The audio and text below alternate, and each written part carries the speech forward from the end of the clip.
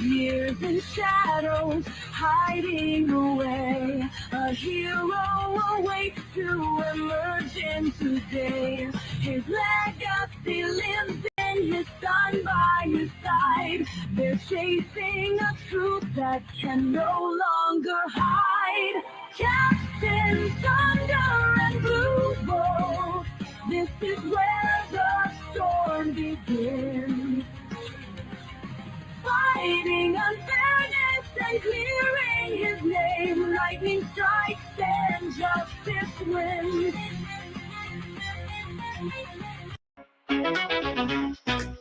On a catwalk, Teresa struts her stuff, but the fame and attention just isn't enough. When the darkness descends, turning day to night, she takes to the skies with a blinding light.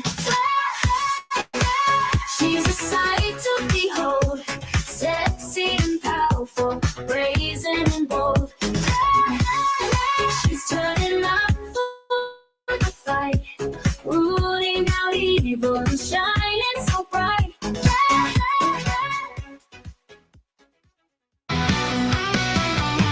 Electric bolts from a stormy sky, leather wings of a dragon's flight. A psychic sword cuts through the night, a fiery heart standing ready to fight. Southern lights, they rise and soar. God in the south, yeah, they're ready to roar. From the shadows to the shining lights, that will protect you day and night. Southern lights.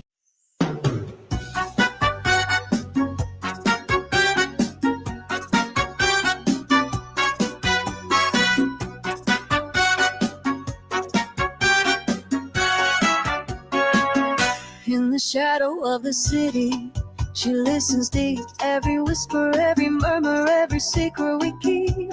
Her ears catch the echoes of a world in despair. Murcielaga, she bad, she's always aware.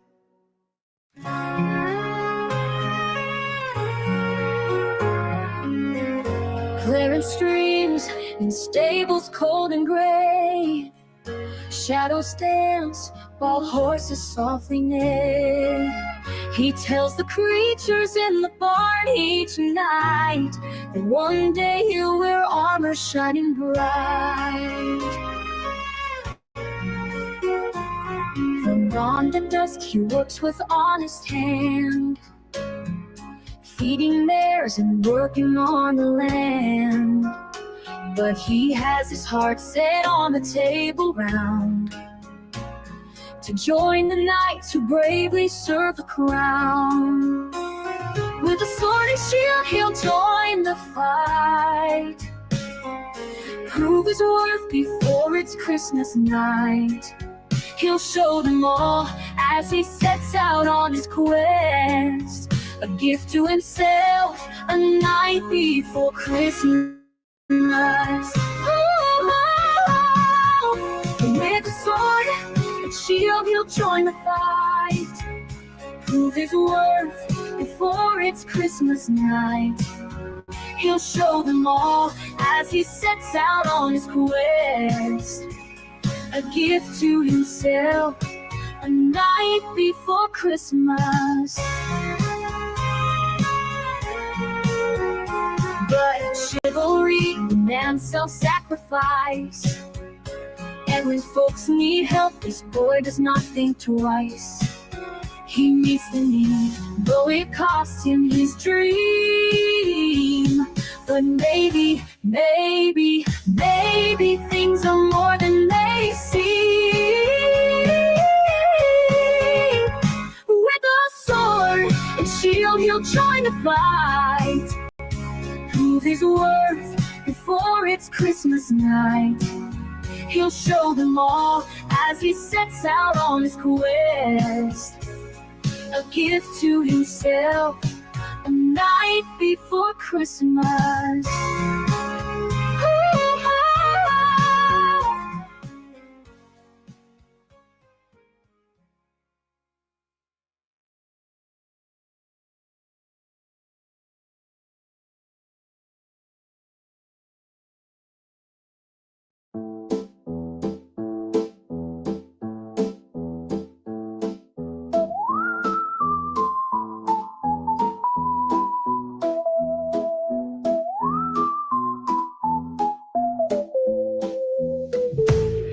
There's a shop on the corner with a sign that glows. Step inside if you dare, where the oddness flows.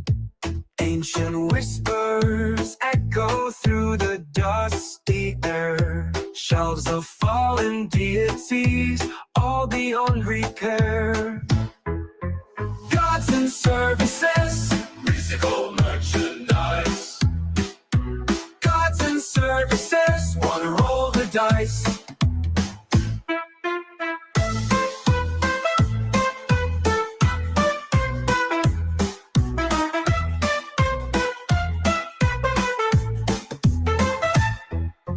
Fuses in the bargain bin, thunder on the cheap. Hades sells for half off while his minions creep. Aphrodite's beauty faded over time. Now she runs the counter in this celestial five and dime. Gods and services, mystical merchandise. Gods and services, wanna roll the dice.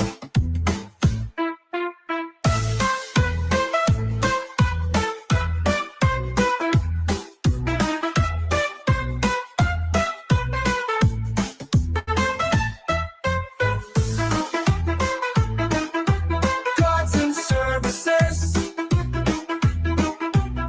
wanna roll the dice.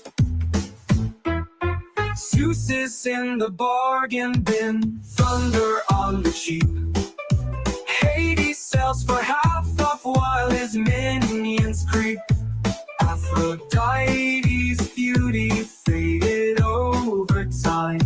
Now she runs the counter in this celestial five and dime. Gods and services, mystical merchandise. Gods and services, wanna roll the dice.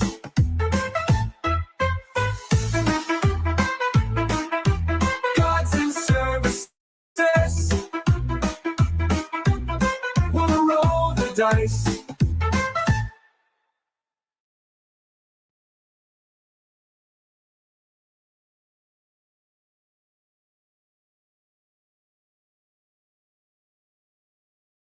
Tony's back in town today. Hopping high, he's here to stay. Everyone can feel the vibe. Chosen one of CG's tribe. Jumping in with flaring grace, half these smiles on every face. Ribbit, and off we go. Tony's the star of the show.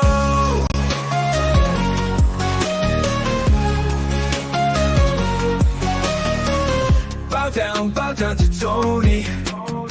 He's the frog, our one and only. Chosen one, we've waited so long. Now he's back to right every wrong. Leaping through the streets at night, bringing joy and pure delight. Crowds are cheering everywhere. Frog Tony's back without a care.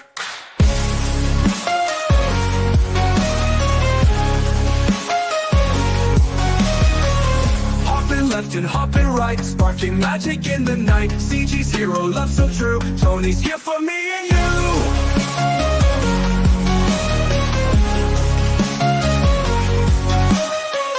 Bow down to Tony. He's the frog, our one and only. Chosen one, we've waited so long. Now he's back to right every wrong.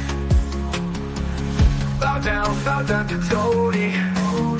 He's the frog, our one and only. Chosen one, we've waited so long. Now he's back to right every wrong. Every wrong!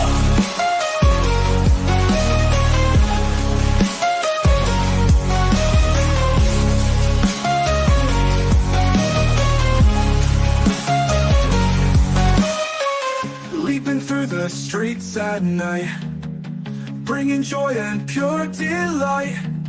Crowds are cheering everywhere. Frog Tony's back without a care.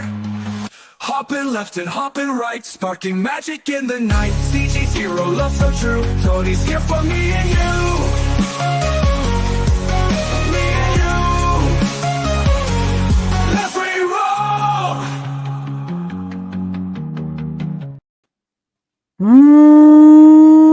What's up, meatbags? I hope you enjoy the song because I am here to right every wrong. And one of those wrongs is the lack of comic book talk in this comic book community.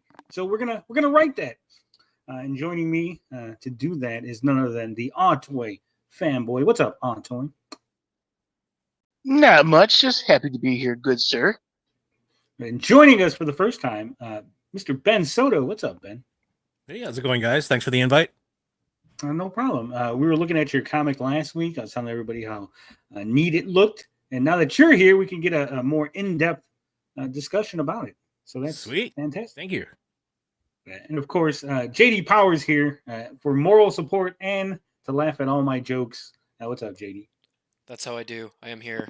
R.I.P. Hulk Hogan. Yeah. It's a sad, sad day. Word. Yeah. All right. That sound is the fourth monster of the day. I have to get rid of all my monsters. I have a 15 pack.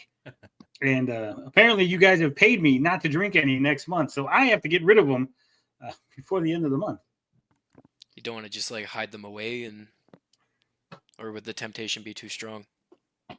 As a crack addict, you can't just hide crack in the house. I will tear this place apart. Okay. Be searching through the Digging carpet. through for the some carpet. monster. Yeah. Yeah. I mean, I spilled a monster the other day, and I was sucking up through the shag carpeting all the sweet juices. Man. Can't waste any of it. Mm-hmm. The Hunter Biden special. I'm that way with the rock stars. That's my energy drink. Me too, actually. I don't think I've ever drank a rock star in my life. I like the fruit punch. I haven't tried that We one. would. All right, so we got a lot to talk about. I got some articles. I got some campaigns to shill. We got lots of things. But since Ben is the new guy, the new guest, what you been up to, Ben? How's it going? Oh, just working on my book when I have time, and also working on my house. So that's what I've been up to. Fun stuff. Man, look at this. Ben just bragging at everybody. He's got a house. All you homeless people. Man, Ben's one up on you. What's up, Larry? I'm so privileged. With a mortgage. Ugh. Frightening. What about you, JD? What you been up to? Oh, I went Since and last watched we spoke. Fantastic Four yesterday. It was No pretty good. spoilers. No It's pretty spoilers. good. I enjoyed it. It was silly fun. I wanted to see it, and as I said yesterday, I sent out to go watch the movie through the rain, through the floods, and I got to the theater, and they said, "Oh, we're closed due to inclement Oh. weather." Oh, man. What else are you supposed to do when it's flooding? Yeah, and it wasn't even that. It was like a flash flood that it was like 30 minutes, and it was over, and it was just the streets were a little wet. Ah, Yeah. Ankle deep. Ain't nothing. It was a little deeper than ankle, but I mean, I think really, I just think a bunch of people didn't show up to work, and that's why they had to close the theater because it just didn't have enough employees. yeah, that makes sense. Yeah. So, all right, let's get to the first topic. Hopefully, you guys like this. And if there's anything you guys want to talk about, I don't want to hog the spotlight here, right? So if there's anything you want to talk about, just go ahead and shoot me a link, and we'll take a look at this. But we were talking about this the other day, the Amalgam characters from Marvel and DC, and apparently Marvel is publishing DC Amalgam facsimiles, starting with Spider-Boy. It says Marvel Comics publishes Marvel DC Amalgam facsimiles, starting with Spider-Boy by Carl Kessel and the late Mike Wieringo. It says Marvel Comics may have a character called Spider-Boy now, but in 1996 they did not. Instead, there was a DC Marvel crossover comic, part of the combined Amalgam universe, with Spider-Boy, a cross between Spider-Man and Superboy, from Carl Kessel and the late Mike Wieringo. You guys ever read that comic? No. Yes. What'd you think seeing of it. The Spider-Boy Amalgam? Mm-hmm. Yeah. I have the trade somewhere. It was cool. I mean, it was at the time, I mean, that was a smart mashup because you think because Superboy was fairly new after the death of Superman, and he was really popular. He was a smart ass, and then putting him together with like a young Peter Parker was, it was a cool idea. No, it was fun. It was only just the one issue. You know what I mean? There was 2 issues. But it was cool. Oh, it was 2. Okay, 2 issues. Because there was one was like Spider-Boy, and then one was like something else, like because it was supposed to be like the Web of Spider-Man type thing, like, but it was 2 separate issues right. that were like self-contained. Yeah, I know what you mean now.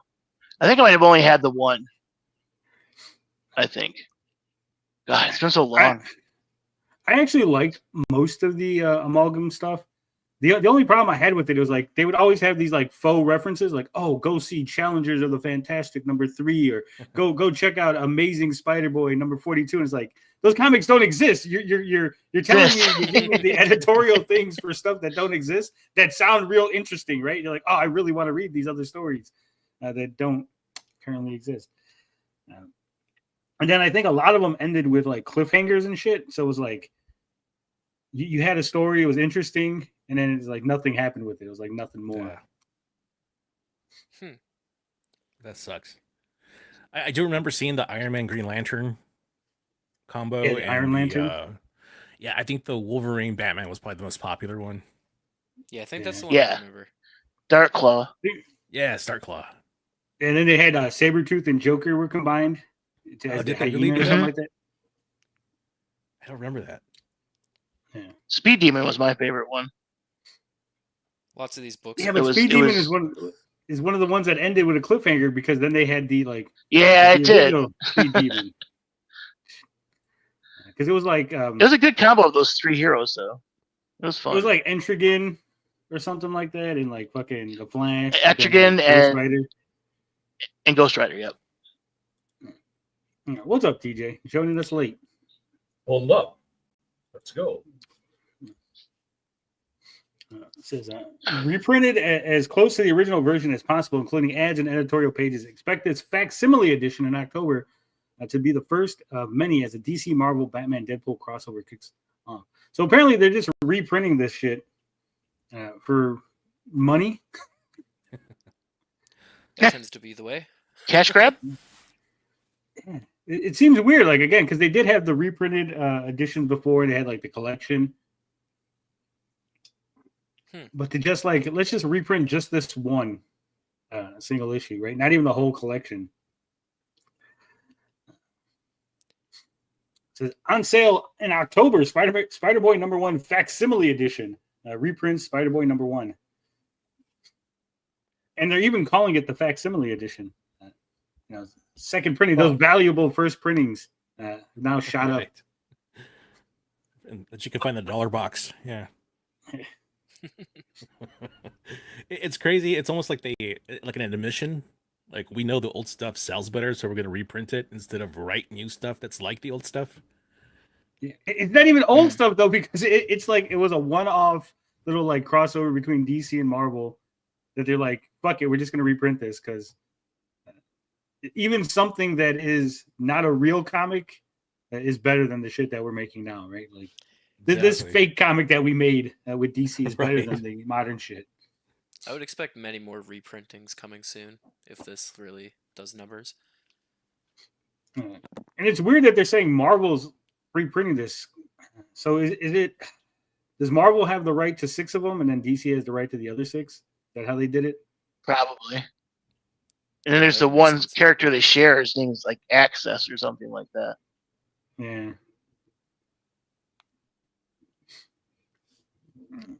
It's weird. We were talking about the crossovers we want to see between Marvel and DC, because they got the big Deadpool Batman, which I still think is kind of stupid, right? Deadpool and Batman. Should have been Deathstroke.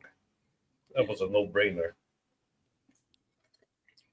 You weren't here last week, Ben. So what would you cross over if you had 2 characters between Marvel and DC? Who would you cross over? That's a good question. Maybe Spider-Man and I don't know, the Creeper. Yeah, just something a little different. That'd be interesting. That sounds good. Yeah. I'd like Cosmin says Ghost Rider Hellblazer. Ooh. Yeah, actually, that's a great suggestion. Didn't they do Lex Luthor and Doom? Doctor Doom? No, I don't think so. But we No. suggested that. Yeah. We were okay. talking They about should. that. It was Yeah. Lex Luthor and Doomsday. It was Doctor Doomsday. I mean, not Lex Luthor. I mean Doctor Doom and Doomsday. It was Doctor Doomsday. Oh, okay, that's what it was. Yeah.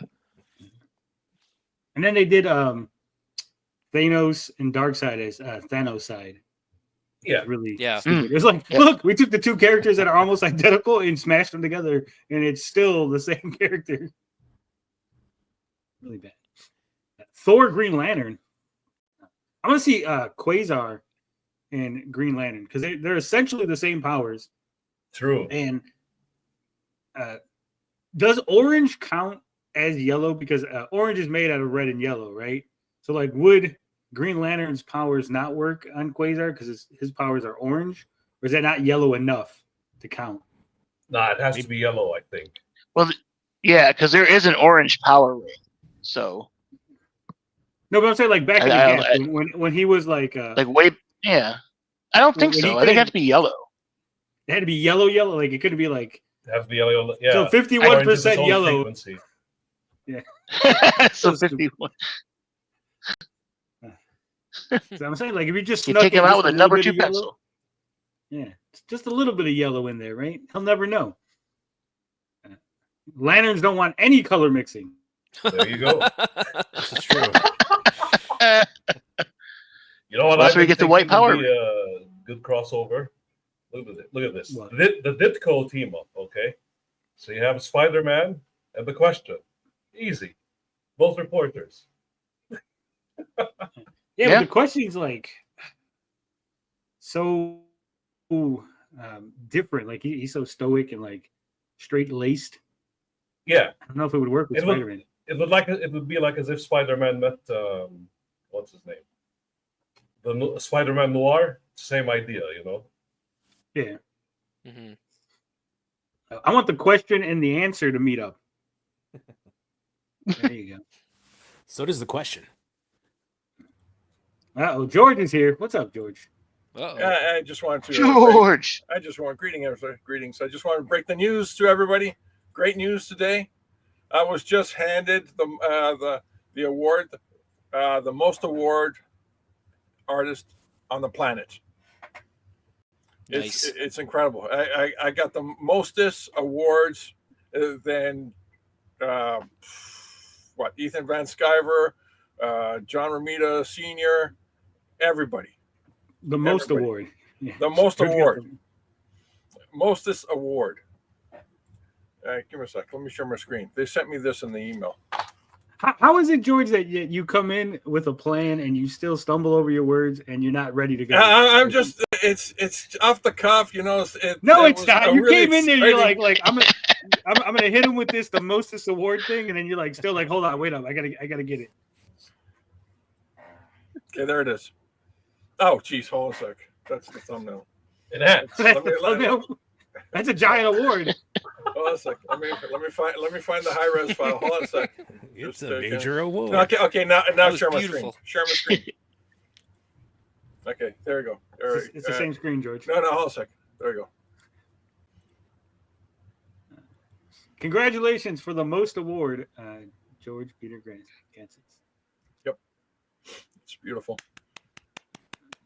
It almost looks like it says moist because it's the pen almost looks like an ounce. It kind of gives you a wet feeling, doesn't it? A little bit. Yeah, that paper's not going to last.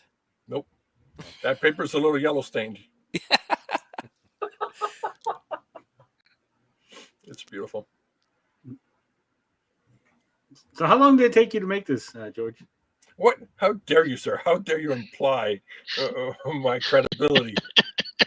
Yeah, he received the award. I received the award.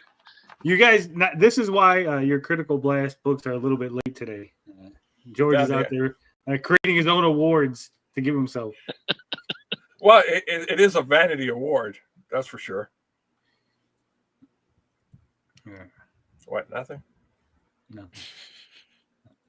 You know, it's not an award. Ben Sodto's comic. Ben, first off, how do you pronounce this name? I've been calling it Cephas. I've heard it both ways. It's I say Cephas. That's how I pronounce it. Wait, you don't even know how to pronounce your own book? It's an Aramaic word.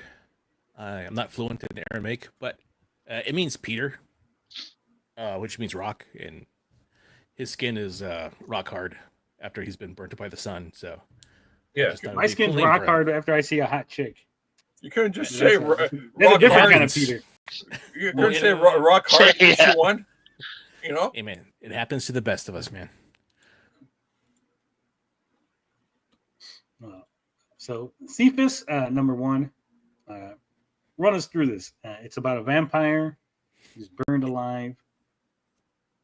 Right. So it's about a vampire who's kind of betrayed by his coven. They leave him out to burn in the sun to die, but he doesn't die. He survives and comes back years later to exact his revenge. And while he's on his quest for revenge, he ends up coming across this kid who's being hunted by a pack of werewolves. And he kind of decides to step in and save the kid's life. So it's a Jungle Book and Blade all in one? Yeah, it's exactly what my inspiration was, the Jungle Book and Blade. You don't have to humor George. We just kind of let him show up. Oh, okay. So what is your inspiration? You got $419,000? Holy Yeah, shit. man. Yep. That's fucking awesome. Yeah. Well, that's in relation to Canadian dollars. Right.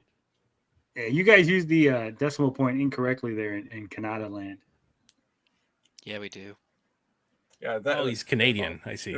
That's USD money there can buy me at least a house, a car, and groceries for at least a week.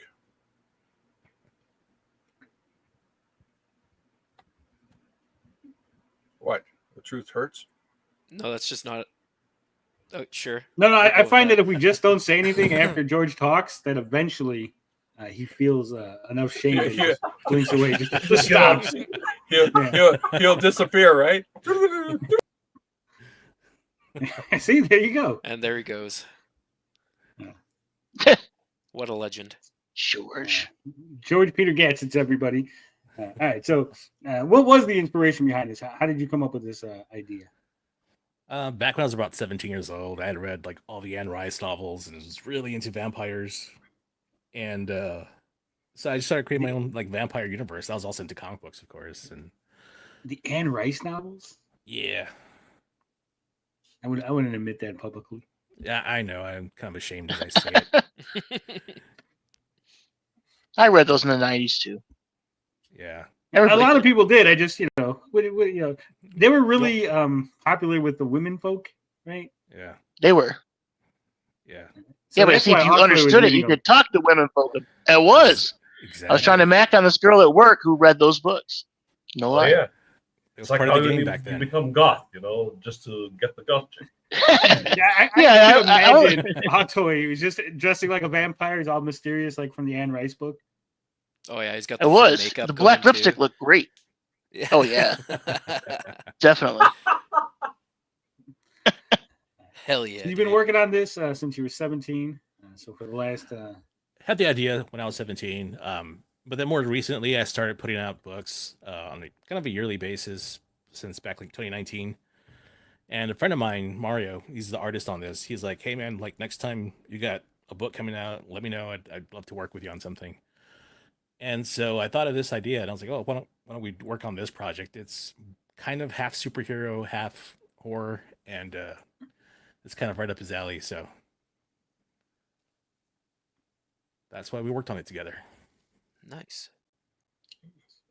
I take it that one covers a parody of Night of the Living Dead, right? That was not my intention, but I totally see it now that you say it.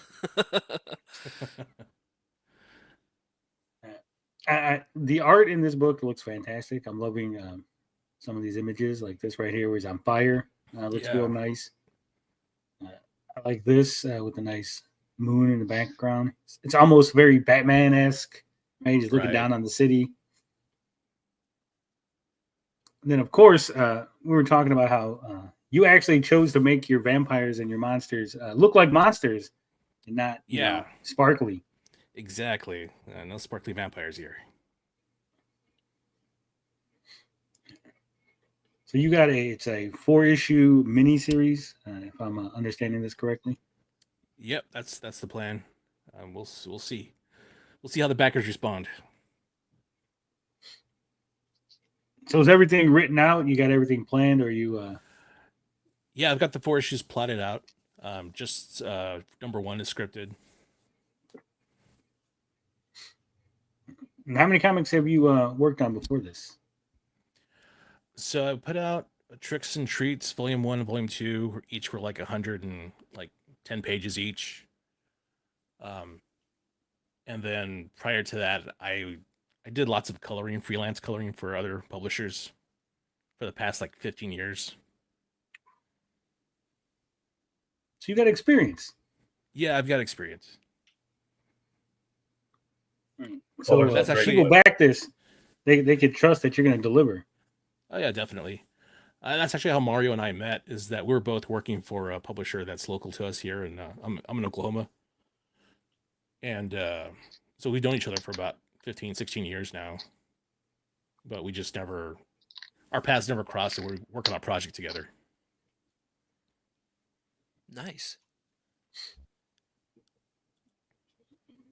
And let's see. Yeah. So you got the That digital $5, which is it's a steal. It's a steal.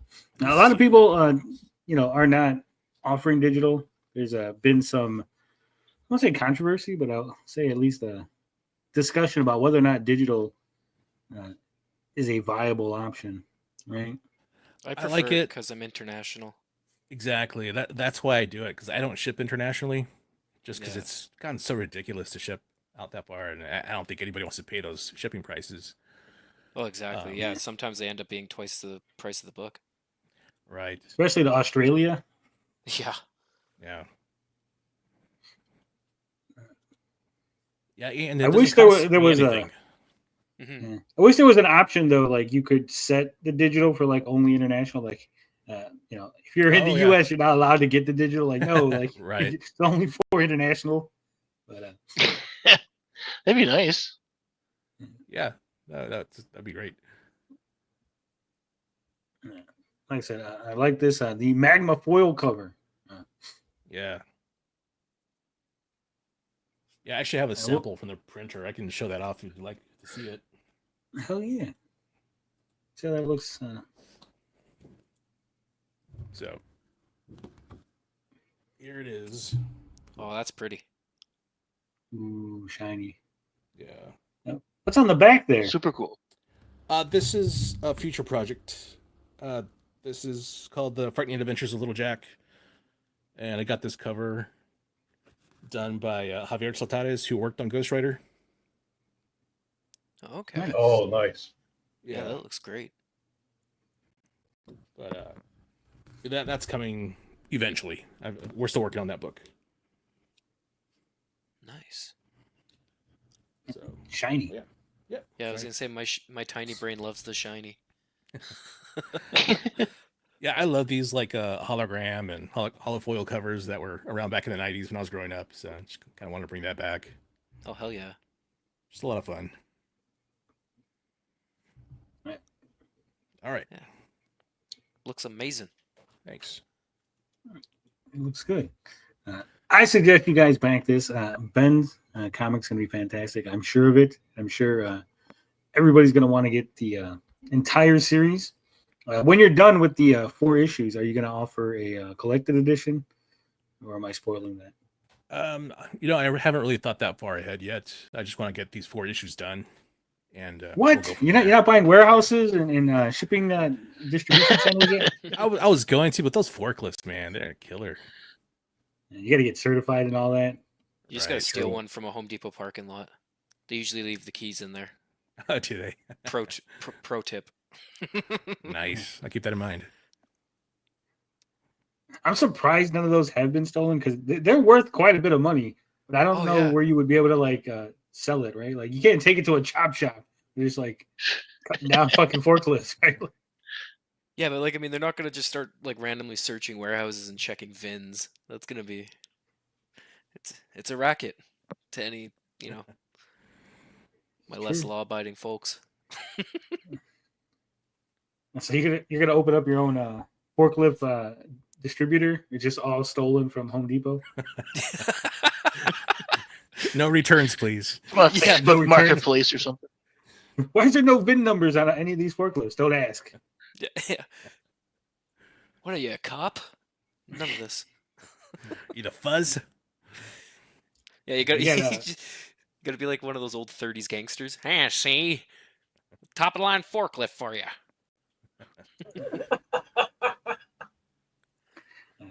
And the first 50 backers receive a limited edition trading card drawn by Fabrizio Aiello. Yeah, he's the artist on H.H. Hoover. Nice. I don't know if you guys have seen that book. I don't think so. I have not. It says the first 50 will receive both cards, and the next 50 will receive one. Work in progress has been blurred and pixelated for my personal amusement.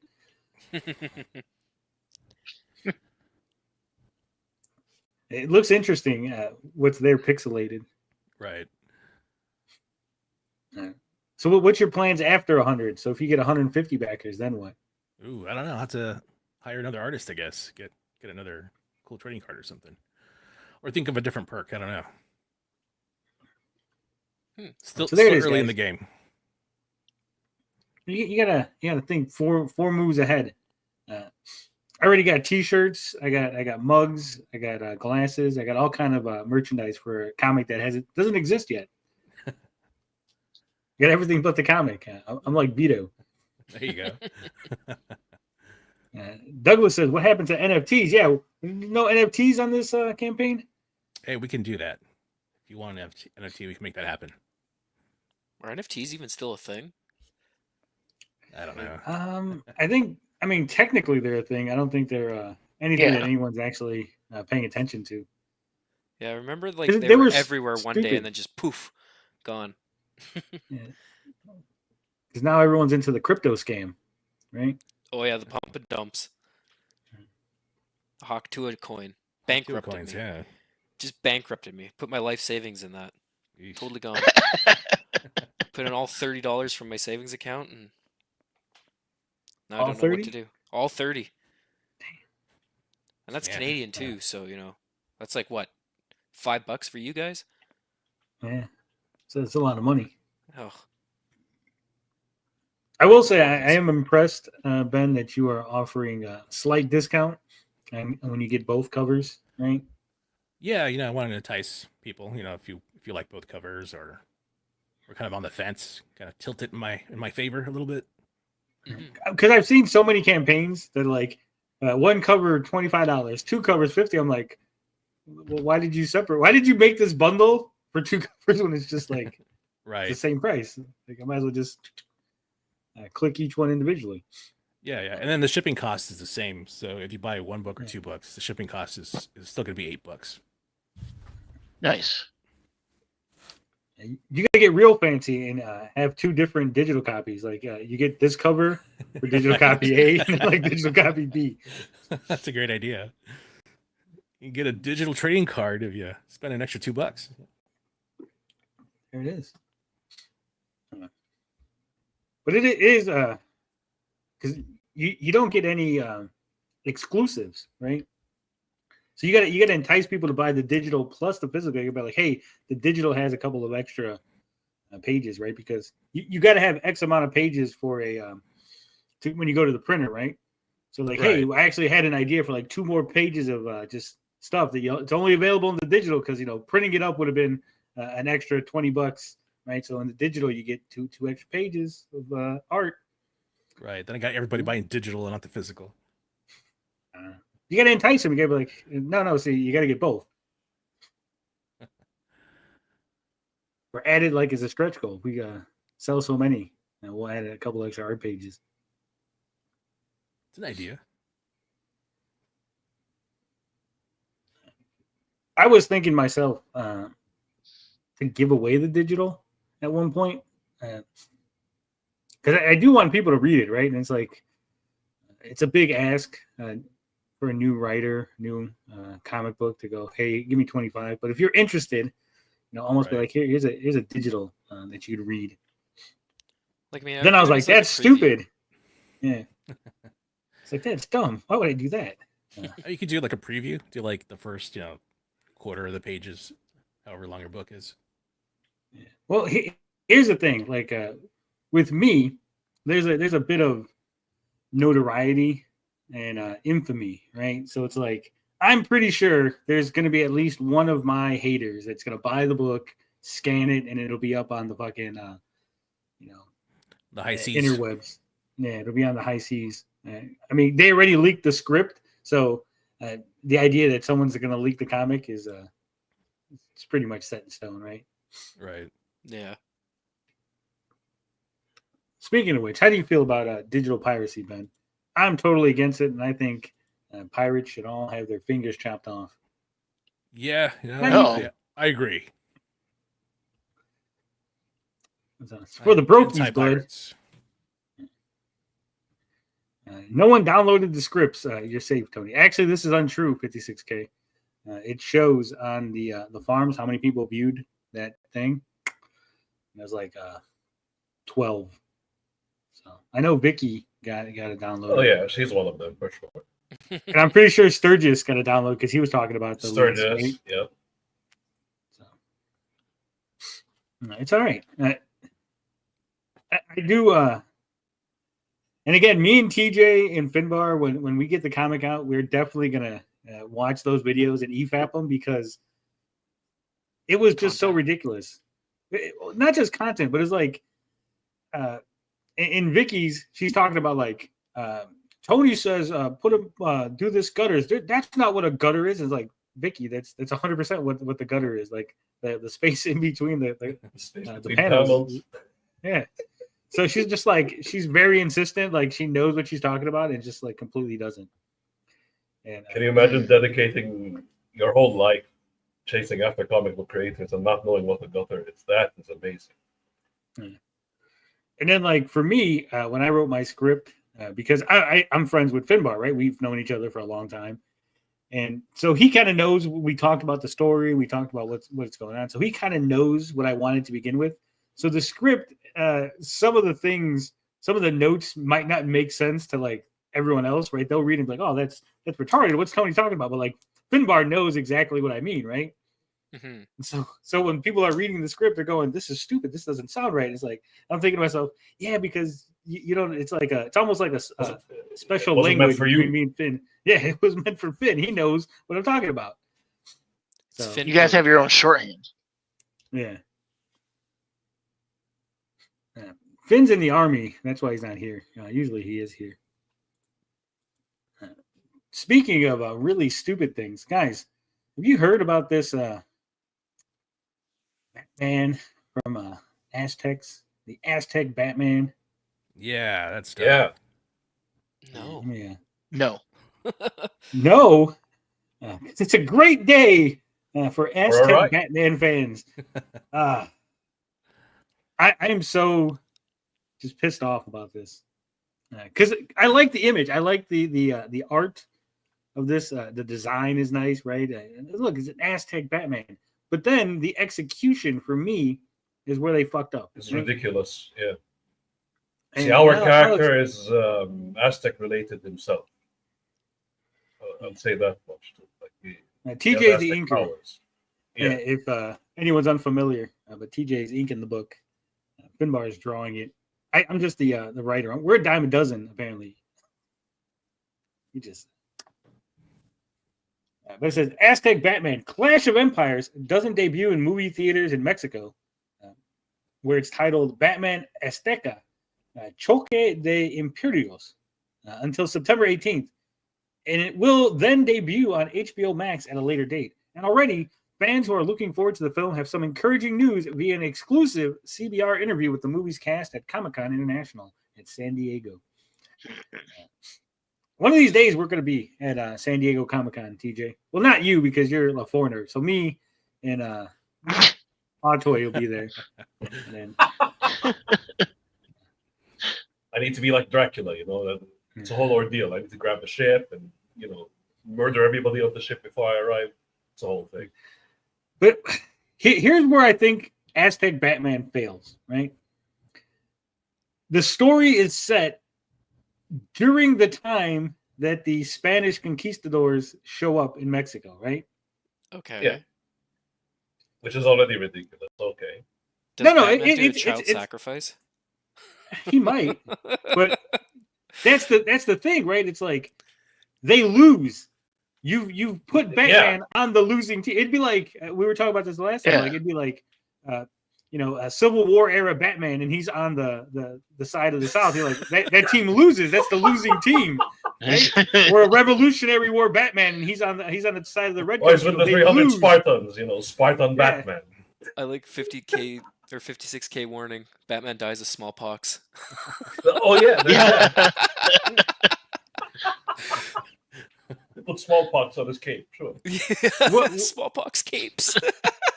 What would have made more sense if they wanted to do this, right? Like, okay, we're gonna have Aztec Batman.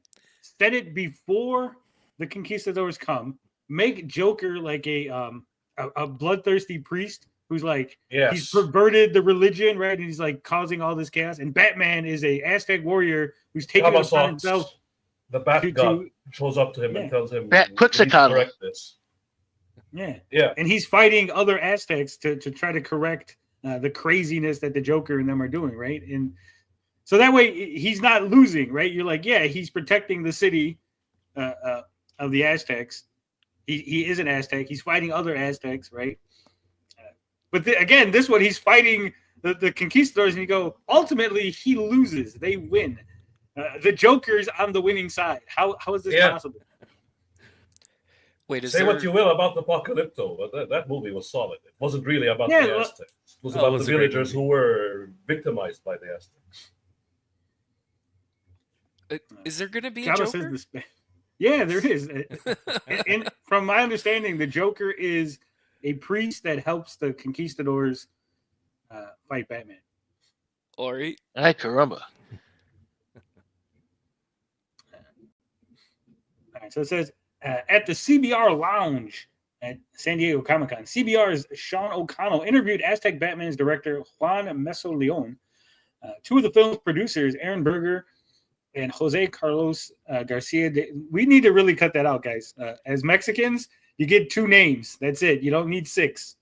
Okay? Jose Carlos Garcia de la Tona. De la Tona is one of the founders of Anima. So we were discussing this in one of the DM groups because people were saying that they didn't like the animation style, and it's done by a Mexican studio, and they are really influenced by the old Cantinflas cartoons, right? And it's like it's a different style of animation. It's not quite anime, right? But it's not quite American. It's this like interesting faux Disney-ish type thing, right? So it's a really weird middle area, and so I can see why like it would put off a lot of people. South Americans love that. Yeah, they're just racist. Love that between area, between anime and Western. It's a cultural thing. Yeah, exactly. 56K. Java says I'm rooting for the Spanish. Yeah, buddy. Me too, bud. Well, they kind of do win. It's not. It's not a fair fight. Yeah. It says the voice actor for the Joker in the American dub of the film, Raymond Cruz, and the voice actor of Batman in the Spanish dub of the film, Horacio Garcia Rojas. When discussing the future of the Elseworlds universe, where a young Aztec priest avenges the murder of his father by the Spanish conquistadors by becoming this world's Batman. Wow, that's a whole lot of So what were they like? Batman's parents were just like wandering off to the theater in old Mexico, and they got shot. Fucking Joe Cool. They were on their way to the games where they like play kickball with their enemies' heads. Well, they said that they were priests, so they're on their way to the human sacrifices. Right. They're like, no, don't sacrifice people, and they killed them. And the Batman's like, how dare you stop us from like murdering those people? If Batman doesn't like do the heart punch where he, like pulls out somebody's beaten heart, Aztec style, then Mortal Kombat fatality. Yeah. Then what's even the point? Ain't no fatality. Yeah. Says O'Connell asked the cast and crew whether there were plans for more stories set in this Elseworlds universe, and director Juan Mesa Leon explained, "We hope so. The whole world was created that expands this alternate reality of the universe, not only for the Mesoamerican culture, but also for the DC universe." Oh shit, are we going to get like Aztec Wonder Woman and Aztec Superman? Aztec Superman, he can sacrifice 1,000 children in a second, right? He's just out there just pulling hearts out at the speed of light, him and Flash. I wonder if they're going to go to like other places, not just like ancient Aztec. Like you have like Arab Superman. They've done Batman Ninja before. That one wasn't too bad. Or was it Ninja That was or okay. Samurai? Look, if they don't have a Brown Lantern, Ninja. I'm gonna be very disappointed. For Okay? sure. A Brown Lantern. His only weakness is the power of white. He's like, no, white is my only weakness. There you go. Oh boy. As a Mexican, I'm allowed to make these jokes, so it's okay. It says we have a whole world where we can explore more DC characters. See, I'm telling you, we're gonna get Aztec Wonder Woman. Well, there is a DC character just called Aztec. Like they could do a, and he is, a Hispanic, Aztec? superhero. Yeah, they could actually do a movie about him. But no, let's do more of Batman. Because DC animation, every other movie is Batman. Well, Batman's their cash cow. It's got to be Batman. It is. I mean, I get why they do it, but it gets annoying. Yeah, it'd be nice if they would. They've just done start making everything new Batman. things. Was that? Yeah. New things would be nice. New things are hard. Nobody Creating cares brand about new new things. Yeah, sadly. I don't think it's That's nobody okay. cares about new things. I think It's easier for indie comics, At least people are excited in this scene or something. Mm-hmm. But over there, forget it. Well, I think that's the rub, right? When it comes to Marvel and DC, no one wants something new from Marvel and DC. They want what they're used to, right? It's like going to McDonald's and they go, "Hey, we got this new chicken sandwich." You go, "I don't want that. I want a Big Mac," right? I'm here at McDonald's. What do you get at McDonald's? A Big Mac. What do you get at Burger King? A Whopper, right? Because those are those signature burgers. But then Chick-fil-A opens up and go, "Oh, let me get a chicken sandwich." They go, "But McDonald's has chicken sandwich. I don't want a McDonald's chicken sandwich. I want McDonald's Big Mac," right? So Batman is your Big Mac, Spider-Man is your Whopper, and that's all people want from those companies, right? They don't want a new thing. They don't want, So when people are like, "Oh, well, look at this indie comic. It's a new thing and it's sold," I'm like, "Yeah, but it's like a different company, and that's why fans are okay with it." Like fans of Marvel don't want new thing. Marvel's tried it. We've talked about it, right? In the 90s, they had that big movement where you had like Darkhawk and what the hell's his name? All those weird characters, New Warriors, and all those characters they were bringing out, and like 90% of them just fell flat. Sleepwalker. I don't know DC too much, so if DC had some sort of initiative, I wouldn't know. Makes sense. Yeah. You know what? I like you, Ben. You agree with everything I say. Yeah. This is what we need more of, guys. We need more of people just agreeing with what I say all the time. That's what I'm here for. 90s was high off crack. Yeah. Signature comic characters. Exactly, Apex. Yeah. Mm-hmm. Ryan Blue Thunder says Morrison had Batman Inc., Batman of All Nations. We had crime fighter El Gacho from Argentina. We had Native American Mano Bats, etc. Batman Hong Kong. That was my favorite among all of it. It just makes sense, Martial arts Batman. Just Bruce Wayne just financing vigilantes all across the world. What these idiots like, the problem is they overlook the fact that Batman himself is multicultural because, he traveled around the world and learned a lot of things from everybody else, right? George. They never take advantage of that. Yeah. This whole thing about Aztec Batman, all that stuff. A fun fact is that the Aztecs created the vegan pizza. The hard part about making vegan pizza is skinning the vegans. That sounds delicious. George Peter Ganson. And he gone. Producer Aaron Berger added, Berger, if this is successful, we would like to first add to what we did with Jaguar Woman, which we did intend of Catwoman, where we're integrating the mythological character from the culture, and we overlay that into this historical reality. And so, by doing that, that gives us the opportunity to expand to many different arenas. Here's something I never understood, right? When they go, we're going to make this concept fit into the time period, right?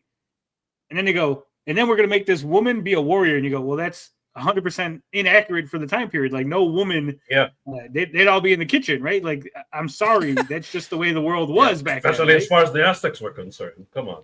Yeah. There would be no Jaguar Woman running around. They'd be like, who's this whore running around? The whole society would like, we got to kill her, right? Be gone for. Yeah, it's just the way it is. So I hate when they do that shit. They did that. Oh my god, the fucking Legends of Tomorrow. I like that show, and then they started going into like the 1940s America, and they're like, we're strong women, and we don't need to put up with this. And I'm no. I remember. And the guys of the period, of the time period, weren't pushing back. They're just like, oh, you're right. They were just there. Yeah, feminism. I'm like, what the hell's going on? It's like them guys would be smacking them women around. Fuck up, bitch.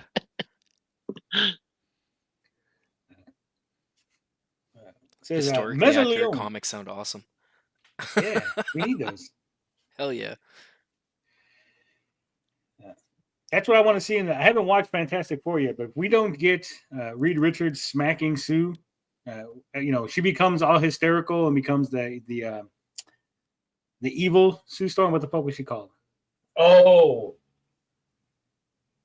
she called Mayhem or something like that. I know what you're talking about, but I have no idea what it's called. Fuck. We were talking about this. Me and my dad were talking about this earlier. Because he goes, oh, they're not going to put that in the movie. Malice. There you go. Malice, yeah. Yeah. Because that she becomes evil and she's like, fuck you, Fantastic Four. And then Reed just slaps her. Shut up, bitch. Stop acting up. And she's like, and then she just comes to. She's like, you're right. I need to stop being evil. So they just need that in the movie. Without spoiling much, she does have that dark side. So there's that. Like, she is a bit mean. Yeah, well, as are all women. The actress said she wanted to play Malice. So could you just imagine that as the climax of the movie? Like, she's like defeating the Fantastic Four in the sequel, and they're like, "Oh no, how do we defeat Sue Storm?" And Reed's like, he rolls up his sleeve. He's like, "Hold on, I got this." Crack! Shut up, bitch! And she's like, "You're right, Reed. I'm sorry." She just goes in the kitchen. Yeah, she just goes away. They have that as a skin in Marvel Rivals. Malice. Yeah, couldn't they run that with Ant-Man too? Yeah. Yeah. But then they made up the whole thing where like Hank Pym's like had multiple personalities or whatever.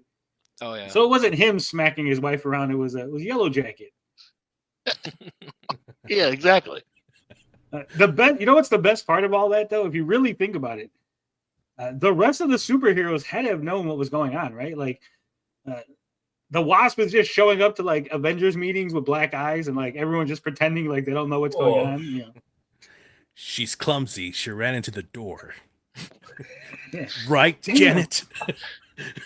The Wasp just keeps running into fucking doors. Yeah, I do. And she's like, yeah. Anyway, we gotta go stop Dr. Doom this week. And get new doors.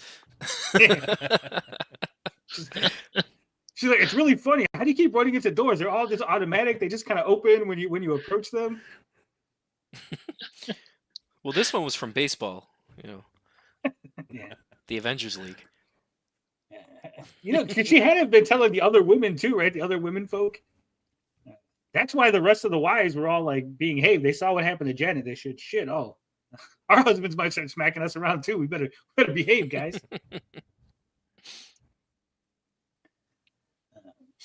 Says, first of all, before we started to create the outfit or the armor, we wanted to first find out who's underneath the armor.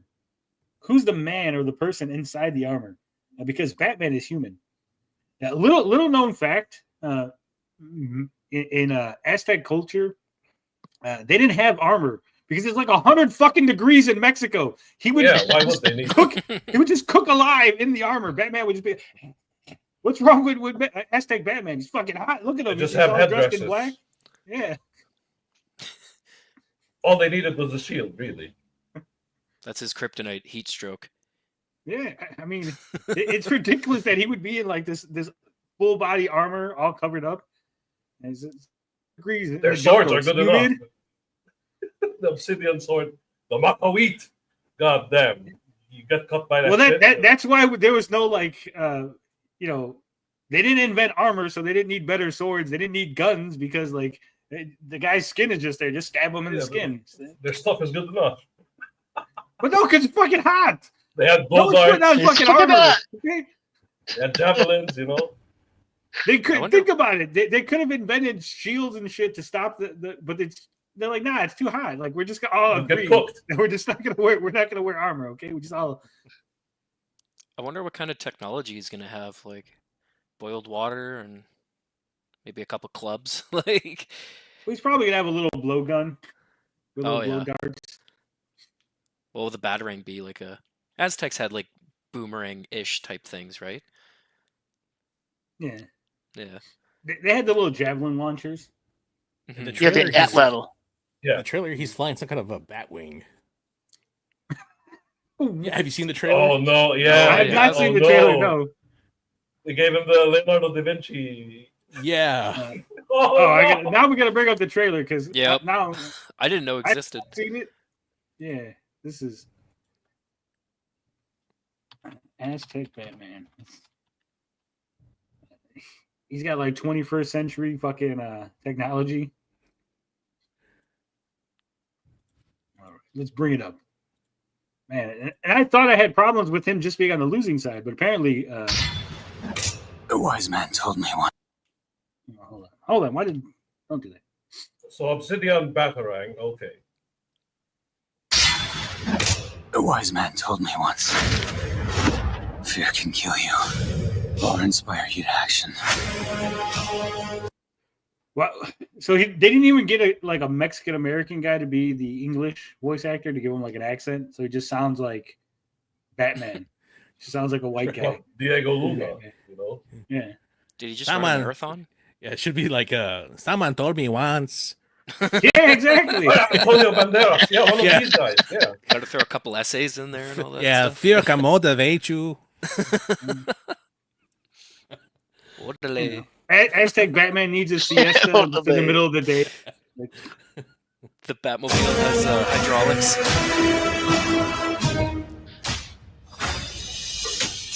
My son, when you take my place, it'll be your duty to always be ready for battle. What are those? My hands control the power of destiny. What I want is gold. Impossible. The White Devils have landed. It's not even a little That's bit. not historically accurate though. Like Yeah. they didn't land in Mexico. They landed further south and kind of went north towards Mexico. That's how they recruited all the other Indians. They went, hey, you know, all you guys who are being like oppressed by the Aztecs, if you help us, we could kill all the. And they go, yeah, let's help those white guys because they're going to help us defeat the Aztecs. Yeah, these people that were kidnapping and killing us. Yep. Yep. Help us, please. The Aztecs weren't nice guys.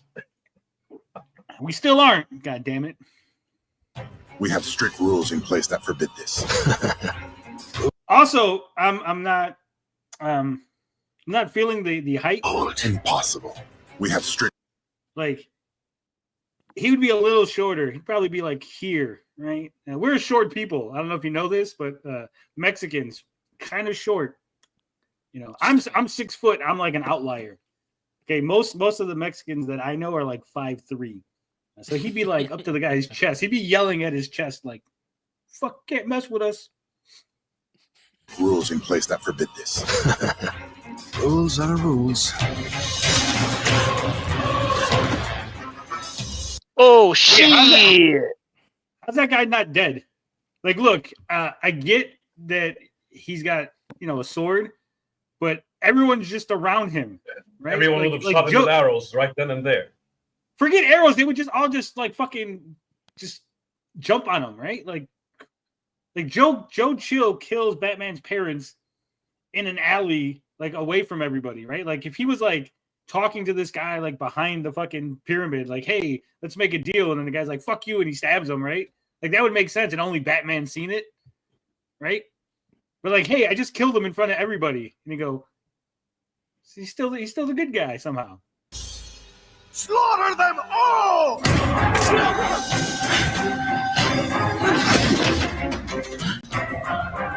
Are you all right? Where's your father? Oh, look at that! He's got the little fucking little mustache. That's his Alfred.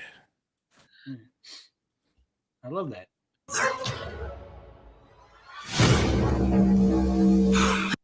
So the real Batman went around the world and learned to become Batman, but Aztec Batman just kind of like just becomes him, like no training necessary. Yeah, that's what I'm saying. Yeah, just one visit from Kamasats and he's good. You know.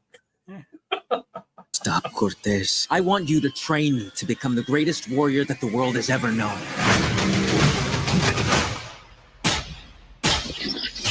What else do you require, my lords? Fear.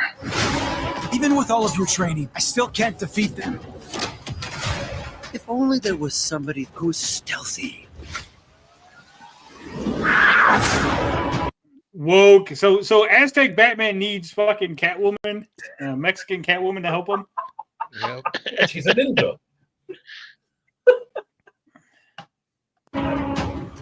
And they also go like only if there was somebody that was stealthy. They almost imply that like Mexican Catwoman was already around before Aztec Batman, right? Yes. Like she was a thing that existed. Right. Batman. Oh shit! Cortez is Two-Face? Yeah. Cortez is Two-Face. Shit. Which makes no sense.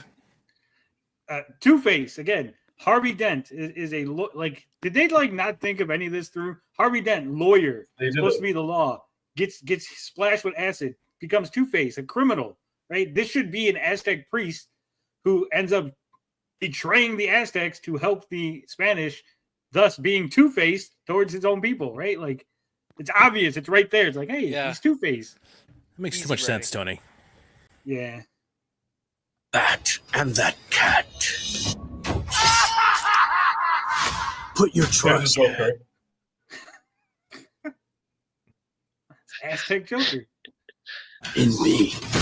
Beautiful. Cortez must stand and face my vengeance. Oh shit! We got Mexican Poison Ivy too. Yeah. Why is she on the good guy side? Shouldn't she be on the bad guy side? Not vengeance, but through sacrifice. You've been given a sacred mission. Whether you accept it or not, it's the truth.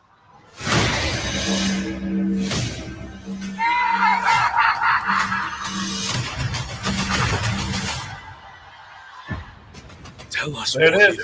Yeah. What are your orders? Attack!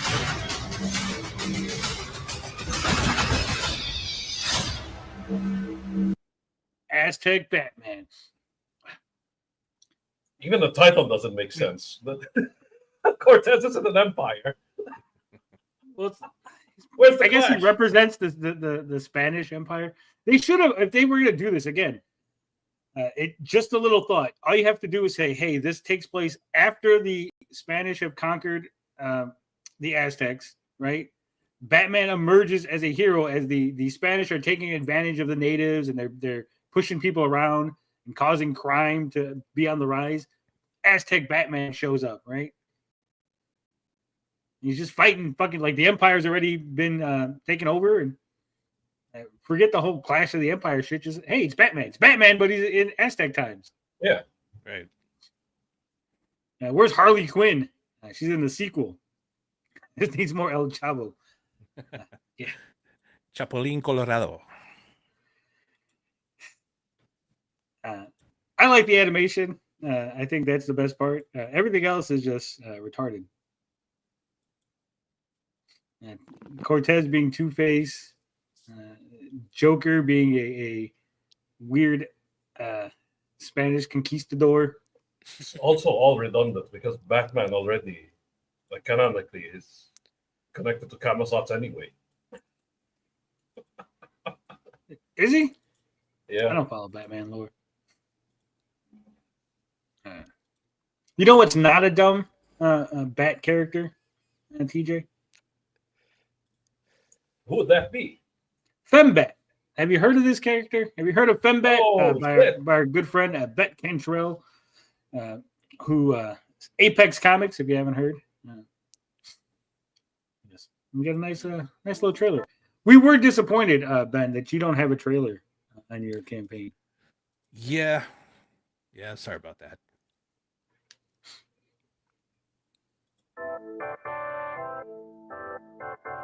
Groovy, man.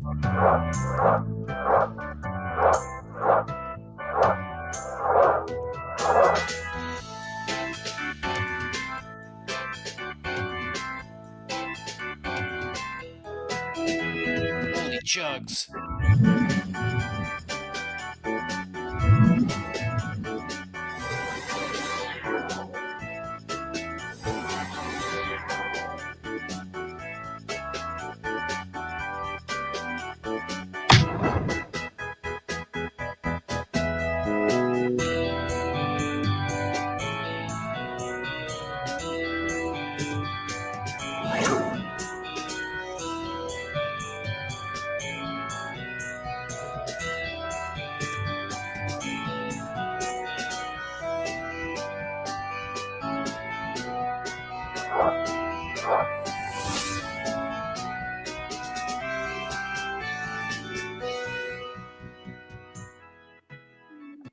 Fembat, look at that. Funding now on Fund My Comics, which is where we're at.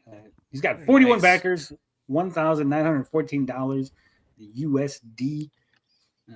Guys, only 4 days to go. You got 4 days to get yourself a copy of Fembat. Christopher Barker says, Tony, you son of a, how's it going? Bought a Harley Quinn DC Finest trade paperback. Awesome. Nice. 56K Warning really likes the drill breast. You gotta love him. Me too. You cannot go wrong with some big ol' hooters. You cannot. Don't forget you got the Dan Lawless cover. We scroll down.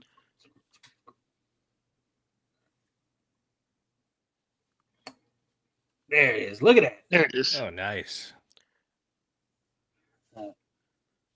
I can't get over the look of this. The way the shine. Yeah, the leather. It's like that latex kind of sheen. Yeah.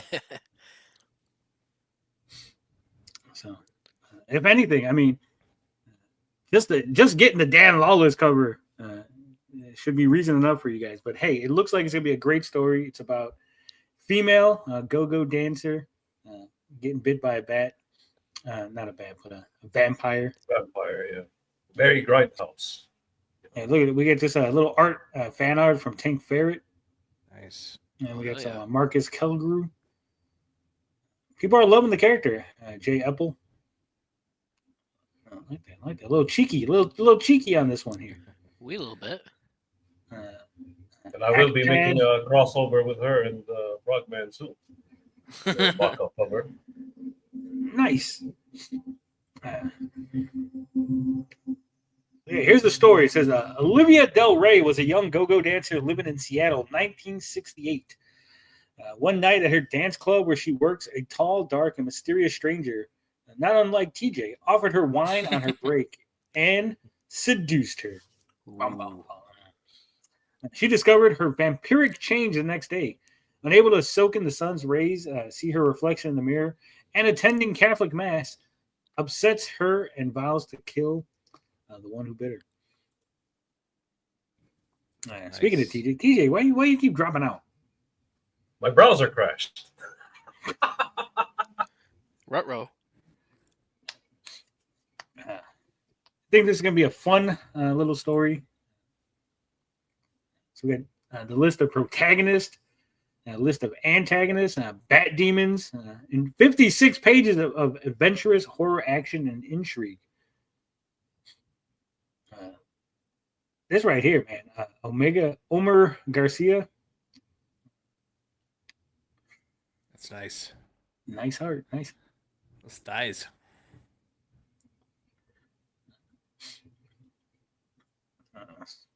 Look at it. What are we talking? $5.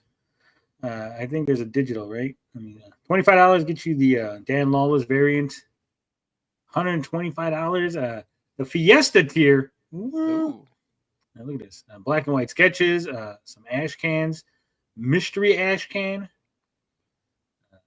You get the $25 Fembat Volume 1 Cover A wraparound cover. Nice. See, $50 gets you both covers, but again, there's no discount. Unlike Ben, who's giving us the discount on his getting both. That's right. $10 Fembat Volume 1 digital copy, no shipping. I'm going to charge shipping if I do a digital copy. I'm going to charge you. I was about to say that. Yeah. I'm going to charge you shipping and handling, like in the old days, right? Yeah, $15 shipping charge. Yeah, and then $150 handling fee. Yeah, do you think it's free for me to handle my mouse to click the button and then to ship it from my my email to your email? That's a and you're a busy man, Tony. Your time is worth money. Exactly.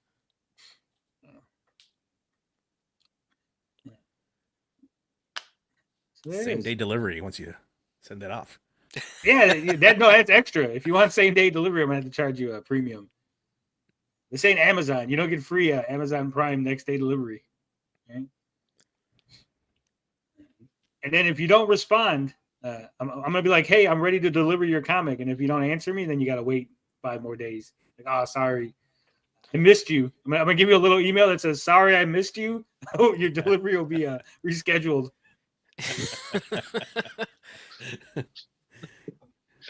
Yet you somehow get one of those tags on their front doors.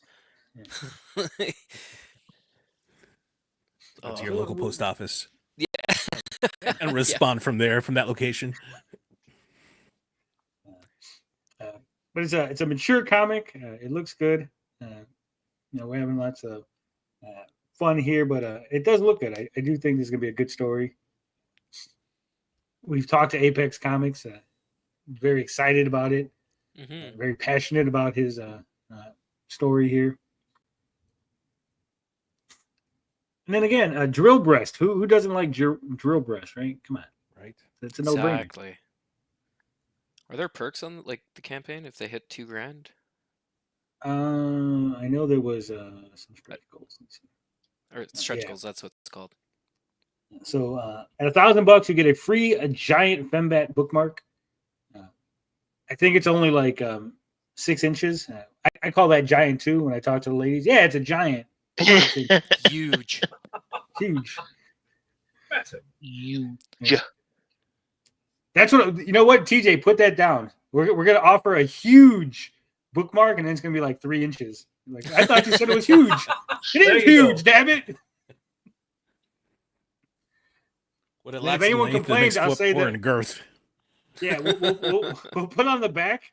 I was in the pool, right? So if anyone complains about the size, but look, I was just in the pool. It's winter. Yeah. Yeah, we released the comic in winter, so it's a little cold. It's a little chilly. Then at $2,200, you get a free Fembat trading card. The Dan Lawless art. There's your perks right there. Ooh. At $3,500, you get 8 more pages added to the book. And at $5,000, you get a free Fembat Volume 1 fan art book. All right. Very nice. Very nice. 4 days to go. I think he's already unlocked the first stretch goal. He's within striking distance. You're almost there to get your Dan Lawless trading card. So don't forget, back early, back often. That is the Comicsgate way, right? That's right. Hell yeah. What else we got going on? What other crazy things can we talk about? Spider-Man 4 says Marvel's decision about Spider-Man 4 totally changes how I feel about the Tom Holland sequel. Oh, Okay. Yeah, I heard Punisher is going to be in there, right? Yeah, Oh, I well, the new logo has like the spider symbol, but then like the Punisher skull in the middle. Yeah. Is it going to be John Bernthal? Yeah. Yeah. Great. Yeah. That's awesome. I don't know how I feel about that though. I don't know. I really like the Punisher show, so hopefully they keep it pretty graphic. But I don't think it's they could Disney. because, not that it's Disney, but it's Spider-Man is more of a PG hero, right? You don't want Yeah. to turn off the kids. You don't want to be like, oh, parents, I know you love Spider-Man, but by the way, there's an R-rated Spider-Man movie. You're like, I think that'll hurt the box office, right? See, I don't know. Like, I don't know. I grew up and my parents were pretty lax with that shit. But I guess it's the movie Same. theaters that don't let kids in with their parents to see rated R movies anymore. No, they let you I in with watched parents. RoboCop Oh, they don't. and Predator. They don't in Canada. Oh, no. They weren't. They Oh, didn't damn. let me and my dad watch Jackass 3. I was like 17. I was like, "Are you kidding me?" Yeah, it was Here in garbage. the States, they let you in with parents. I mean, when I was growing up, they just let us in regardless. X-rated movie? Did you got money for your ticket? Yeah, go ahead. That's what my dad said.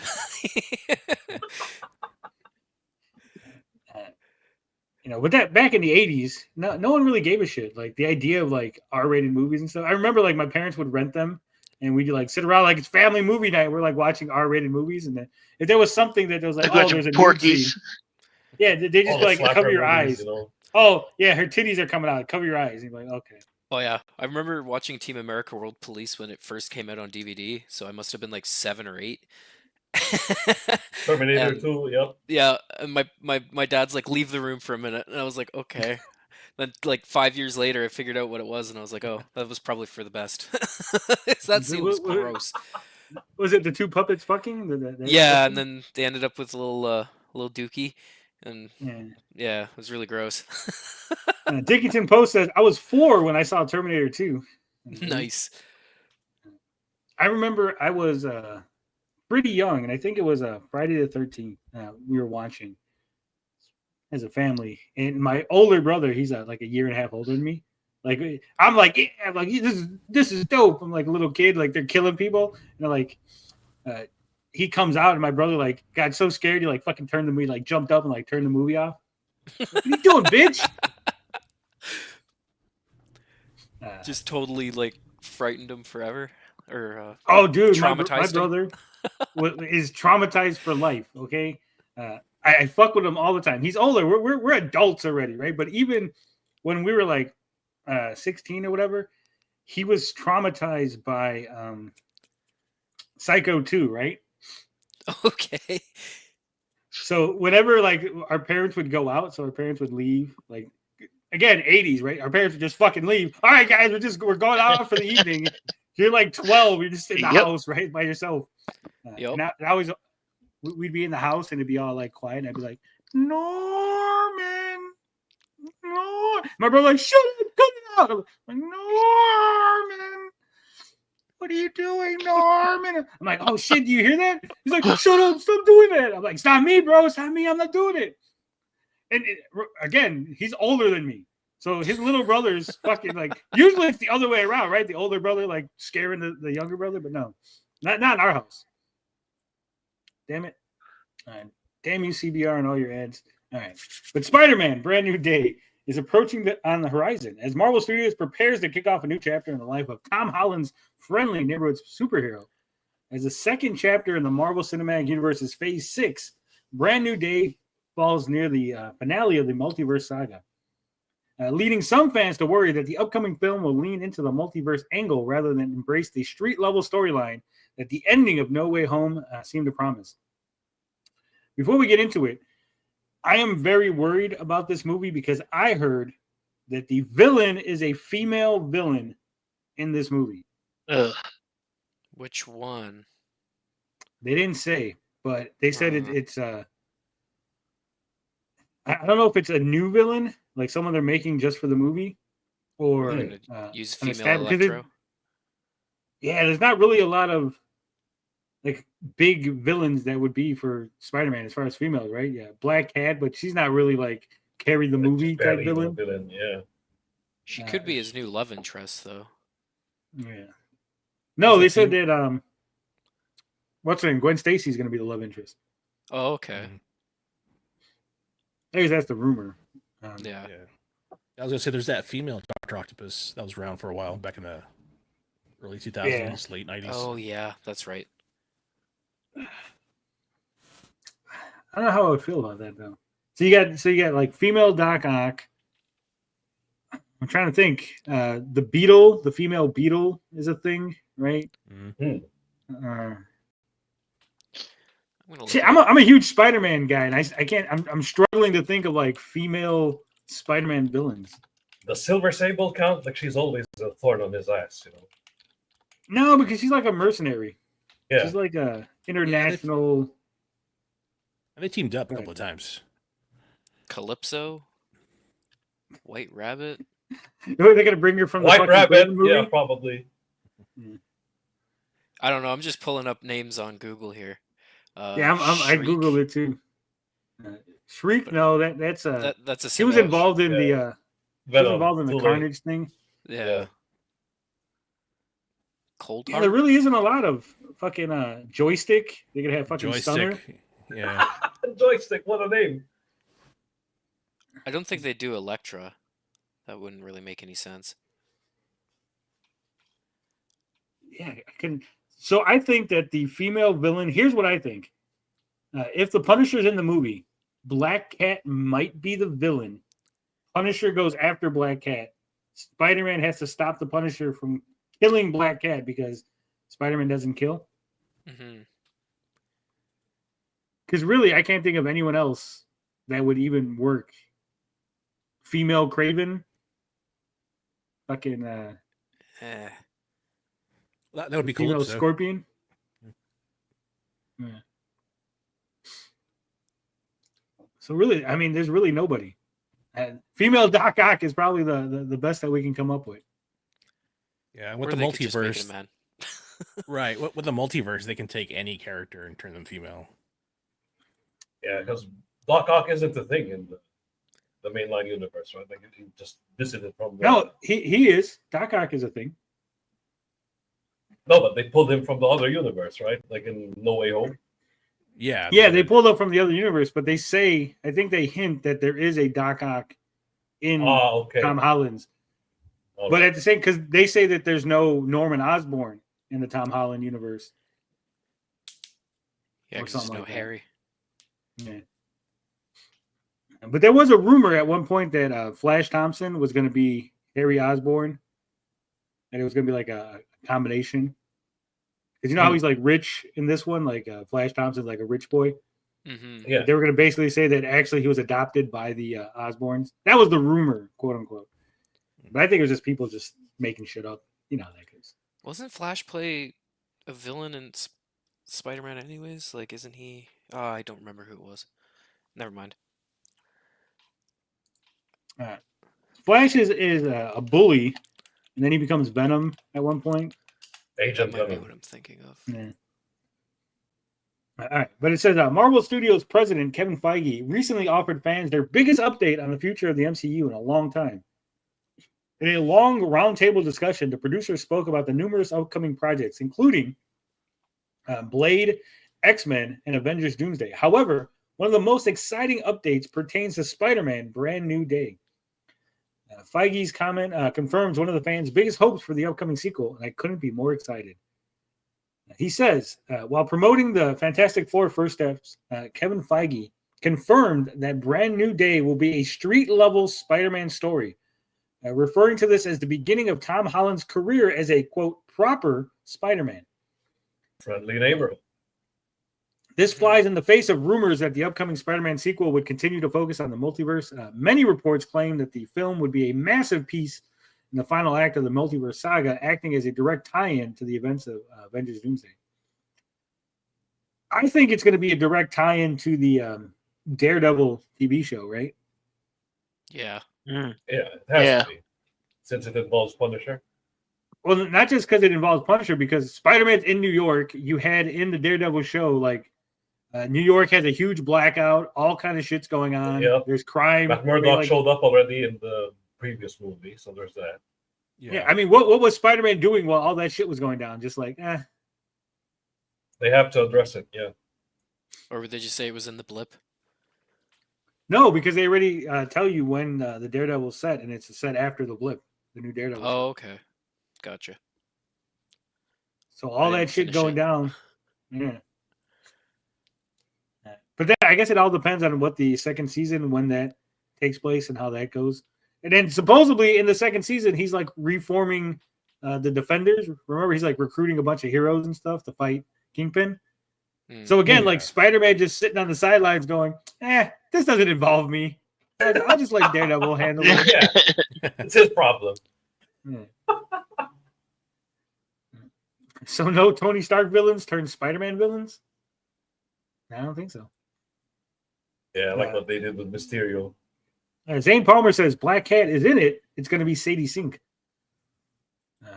Which is weird. That's weird, though. Isn't this the second time that they've taken a redhead and made her play like a non-redhead? Yeah. Well, I thought the ginger erasure was usually they changed ginger characters into black characters.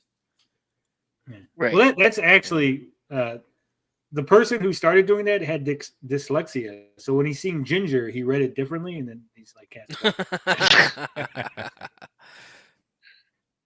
like ginger, not the other word.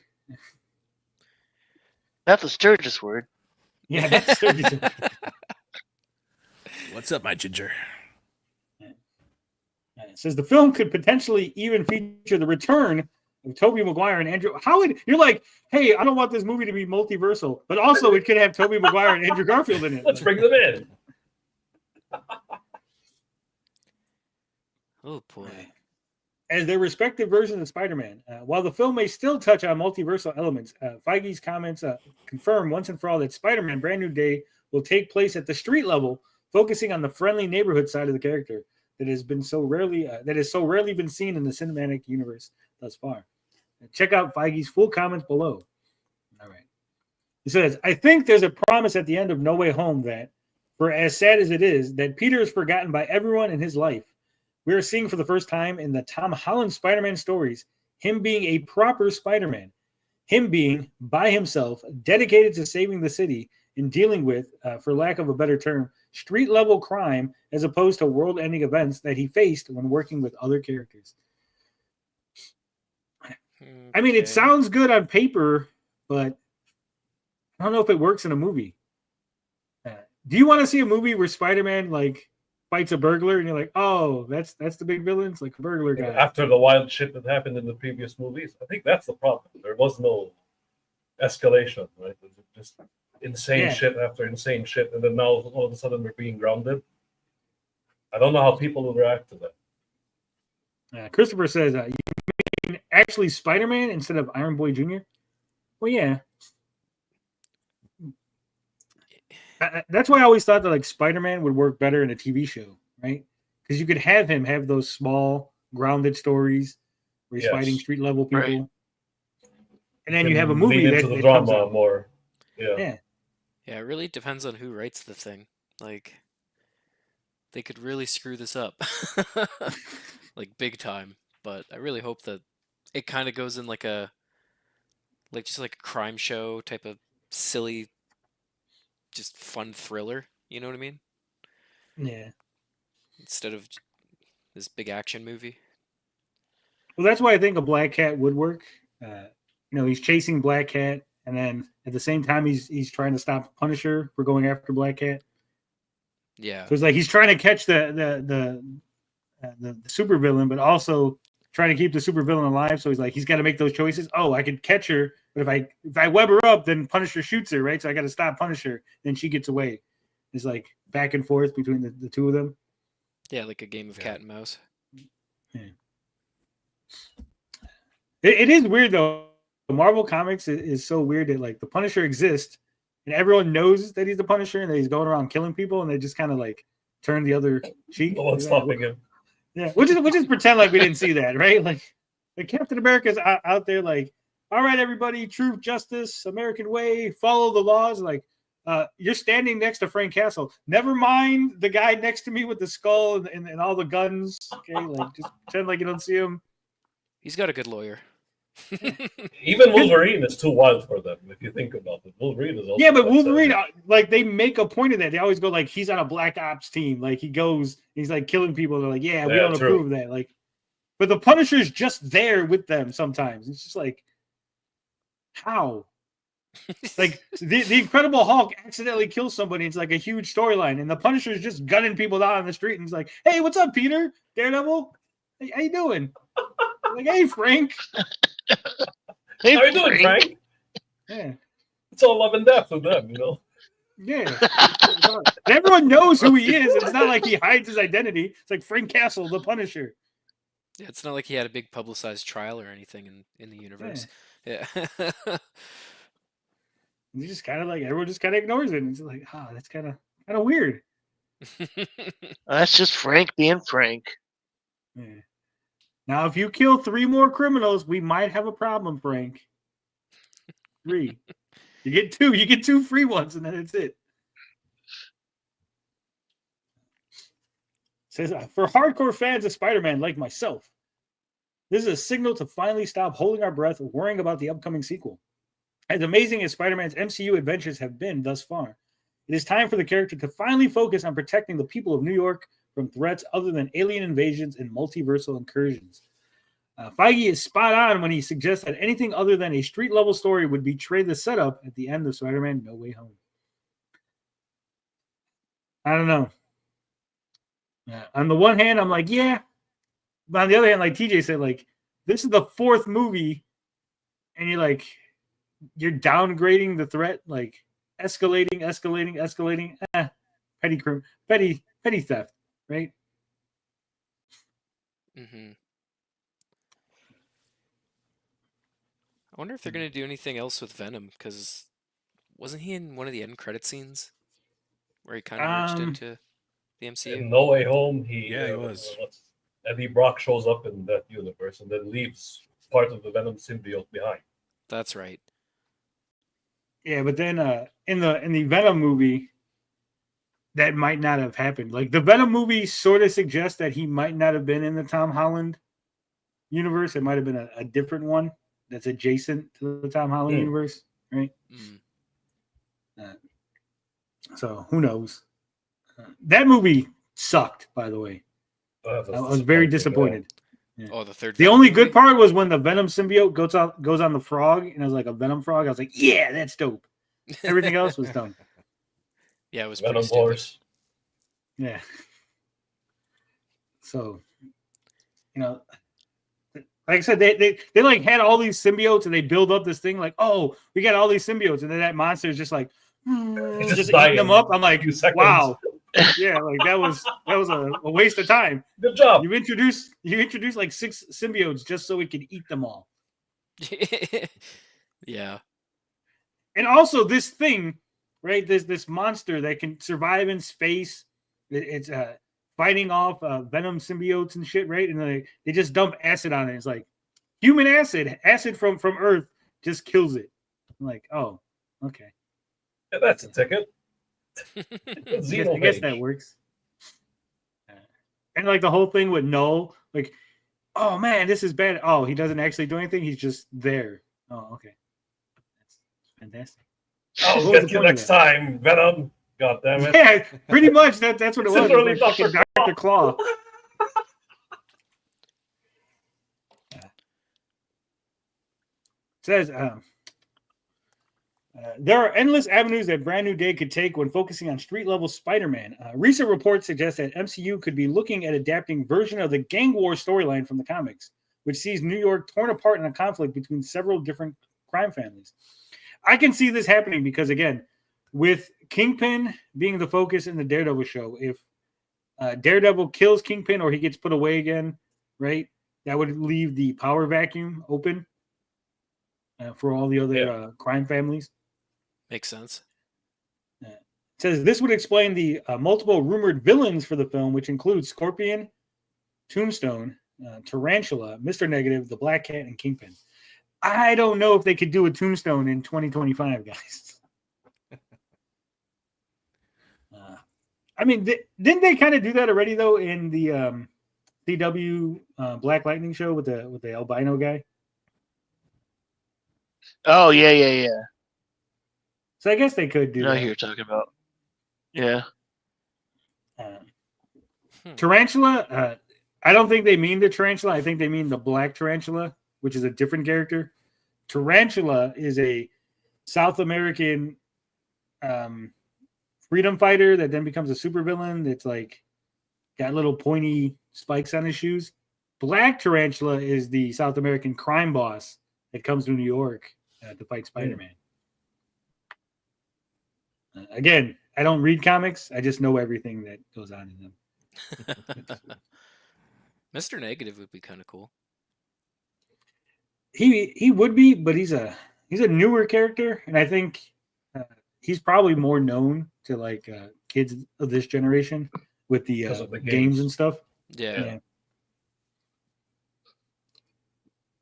But I don't know if that would be grounded enough. Like if you're gonna ground it like street level, I think just normal. Like Tombstone's kind of like just a normal guy. He's a little stronger depending on which time frame you're talking. Like original Tombstone was just a normal dude who was just albino and kind of strong, and then he gets exposed to chemicals and becomes like super strong, like Captain America level, right? Mm-hmm. So it's not like too over the top. Mr. Negative, like being able to touch people and their negative emotions and all that, like you got a lot of shit going on with that, right? Yeah. Yeah. And Tombstone kind of makes sense just because of Punisher being involved. Yeah. I want to see Hammerhead, like a old 1940s gangster. Yeah, Spider-Man. How dare you come over here? Yeah, see? Yeah.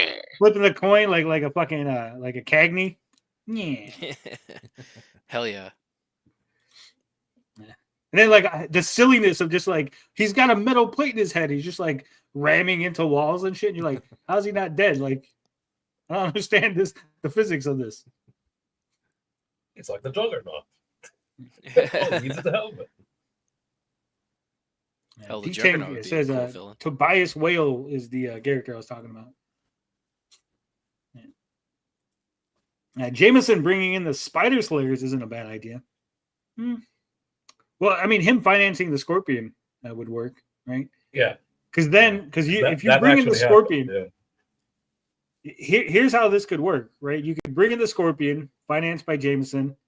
He gets defeated, but then at the end of the movie, the Venom symbiote bonds with Matt Gargan to get you the modern day. Happened in the comics. Venom. Yeah. And the Scorpion was in the previous movies. He goes to jail, right? Yeah. Because he was working with the Vulture. Yep. What happened to the Shocker? Didn't he die? I thought the Shocker died, right? It's in the first movie. Very low key. It was just the guy with the gauntlets. Well, because no, the original Shocker, the first guy that had the gauntlets died, and then they gave it to the other guy, the black guy, which isn't. Ladies love the Shocker. Yeah. D-Tank wants Paste Pot Pete, the Trapster. He would be good. Passmaster Dan says, I hate Paste Pot Pete. I think it's a stupid name, Paste Pot Pete, but when he becomes the Trapster, the concept itself is good. Yeah. And then he frames Spider-Man. He's the only person. Well, I was talking about this with my dad too, right? Because there's certain things in the Marvel comics, right? Reed Richards is the smartest man in the Marvel comics, but he can't figure out repulsor technology. He can't figure out Spider-Man's webs. You know, there's like certain things, or Pym particles, right? Like those things are just exclusive to that. Like only Hank Pym knows about Pym particles. Only Iron Man knows how to do repulsor rays, and only Spider-Man knows the formula to his web shooters, right? Mm-hmm. But Trapster actually was able to make a faux formula to essentially mimic all the properties of spider webs, except for the ability to dissolve after an hour. And then he frames Spider-Man for murder by like webbing up a guy, and the guy just dies inside the webbing. Oh shit. Oh man. That'd be all right. So, Cosmic says as long as it's not the Jackal. You don't want a Clone Saga happening?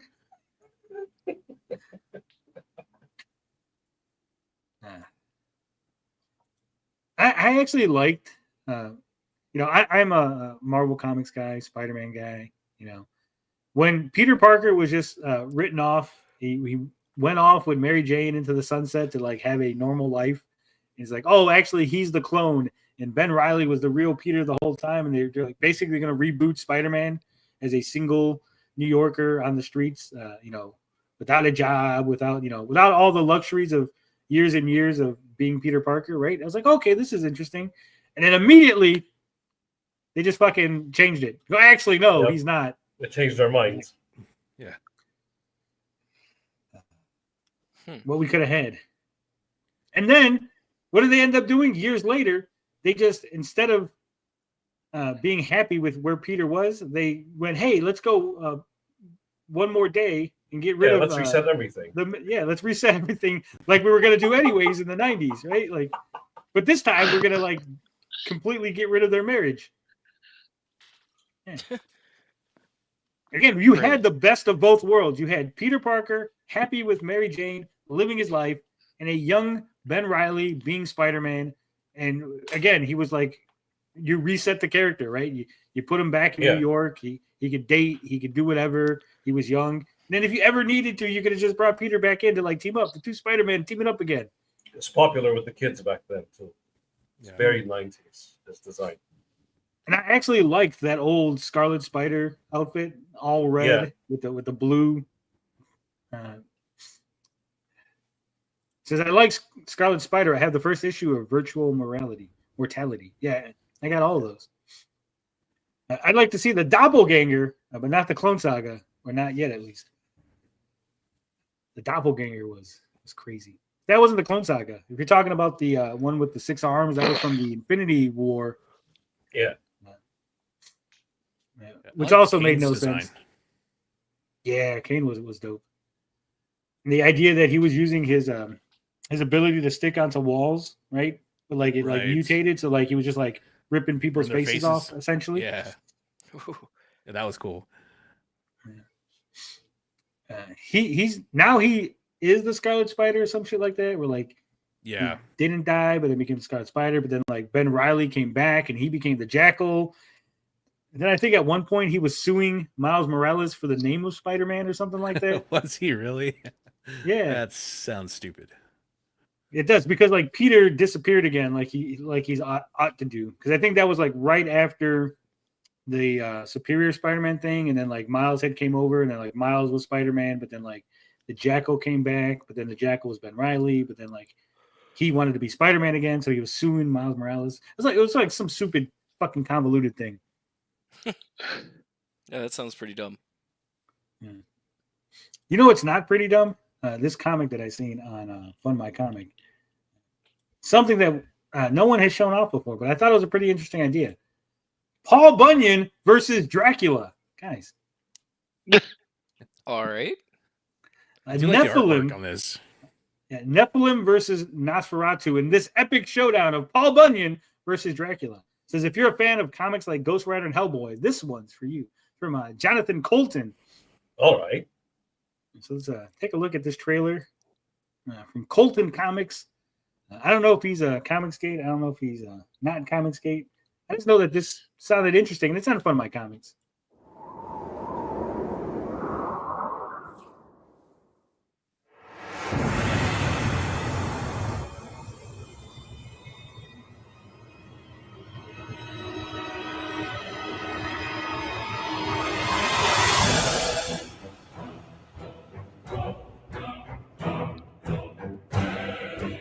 I'm liking the art. Yeah. Yeah. Mm-hmm. Very gritty.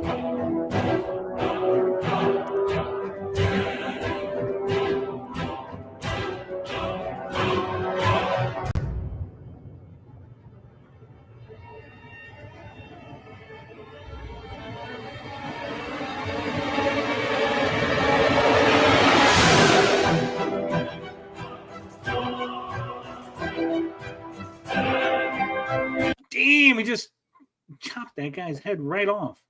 And his hand. All in one blow. Hand and head.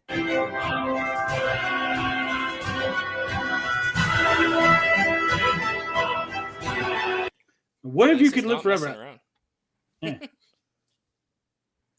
Could you imagine if you're one of those like poor vampires? Like if you're a poor vampire, what have you been doing with your life? You've not invested anything. You've not like made any money. Right. Slumming for years. Can you imagine? Like living in the sewers. For like thousands of years, you're still a bum.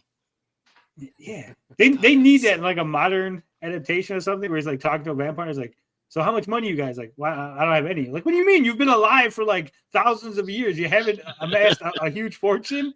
How is this possible? Aren't you supposed to be a count? What happened? Yeah, just kind of a hippie. Yeah, right. For the last like 40 years, just kind of bumming around the U.S. Like, fuck.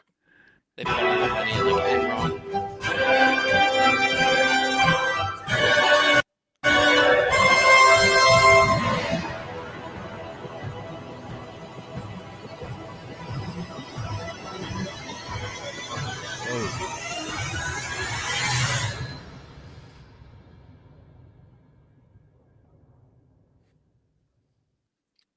Paul Bunyan versus Dracula. Oh, I like the logo. Yeah. Look at this. The artwork looks great.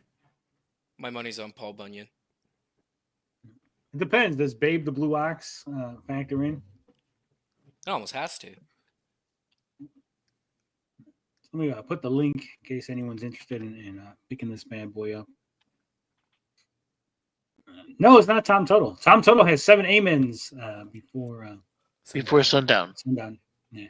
I was gonna say sunset, but sundown sounds right. There really are lots of vampire comics coming out, aren't there? Yeah. I remember, what was it, like a couple of years ago? I must say like 10 years ago. It was like what Abraham Lincoln, Vampire Slayer. Yeah. Says, who are we and why are we here? It says, hi, I'm Jonathan Colton, a former San Francisco Bay Area police sketch artist and school teacher. They did have sort of a sketch artist vibe to the art. This is now launching my first comic book, Paul Bunyan versus Dracula. Inspired by a question from my son, this story blends folklore, horror, and high-stakes action in a way that has never been done before. If you're a fan of horror action comics such as Hellboy, The Crow, Walking Dead, Swamp Thing, and Ghost Rider, then this book is for you. It says, I'm joined by my incredible creative team. We are Jonathan Colton, a masterful writer bringing heart, humor, and epic storytelling. Flavio Giron, an insanely talented artist who brings every battle and character to life. And Jesse Marsh, another amazing talent who gives us our lettering and digital effects. Says, this campaign isn't just about funding a comic. It's about bringing a bold, new indie story to the world and making a father-son dream come true. There it is. Look, it's Babe. It's Babe the Ox. Hell yeah. Is he a giant? He looks kind of big, but it's hard to tell if they're just... Yeah. How would Dracula fight a giant? That would be who would win? Bunyan, Dracula. Guess you have to buy the book and find out. How would you like? Could Paul Bunyan even stake him through the heart? Because like he'd have to have like a tiny stake. Like it'd be like a toothpick through the heart, right? Right. Paul Bunyan's like a giant. Just flicks it like Razor Ramon.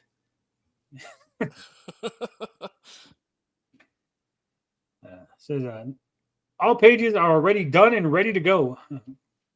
Print an unforgettable first issue and take the next steps towards an epic series. Be part of something legendary. Join us in making Paul Bunyan vs. Dracula a reality. As you can see for yourself, all 52 pages are done. So there it is, guys. If you go to this campaign and you zoom in and enhance, you can read the entire story. It's right here. All 52 pages. What's the story? In the quiet frontier town of Big Timber, legend and nightmare collide when Victor Dragul arrives, bringing with him an air of mystery and an unspeakable darkness. What the townsfolk don't know is that Dragul is no ordinary traveler. He is Count Dracula. What?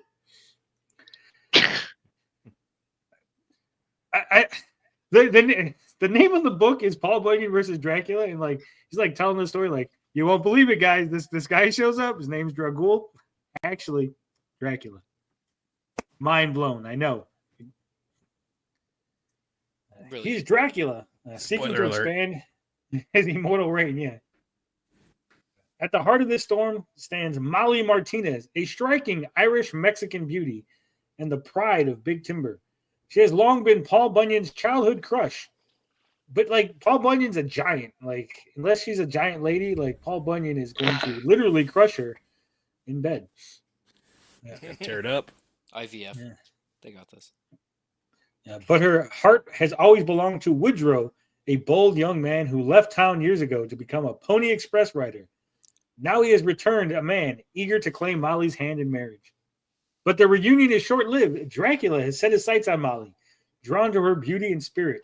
With dark magic and irresistible persuasion, he takes possession of her, claiming her as his newest bride. As Molly falls under Dracula's thrall, Paul and Woodrow are left reeling in fury and heartache. So first, Paul Bunyan gets cucked by some regular guy named Woodrow, and then he gets cucked by Dracula. It's like double cucking. It's like Aaron Imholt. Like, now these two rivals must put aside their differences and join forces to battle an ancient evil, unlike anything they've faced before. Now, can they stop Dracula before Molly is lost forever? Will their combined strength be enough to defeat the Lord of the Vampires? With axe in hand and vengeance in their hearts, Paul Bunyan and Woodrow prepare for the ultimate showdown of ultimate destiny. A battle of brute force against supernatural terror, of folklore against legend, of man against monster. The fate of Molly and all of Big Timber hangs in the balance. Want to read some pages? 1 through 9. You get the first 9 pages free. Look at that.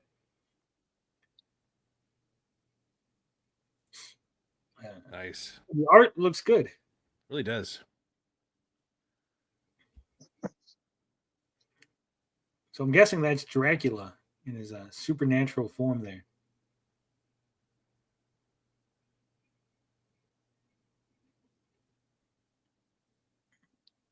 It says, that's all you get for now, but you can believe us. The book is done and ready to be delivered. So there you go. Seems like a good little story. A little interesting. And it's $18 plus shipping. You get the McFarlane homage cover. $25. You get the Lumberjack Level 2. Included Todd McFarlane homage cover and the blank sketch cover.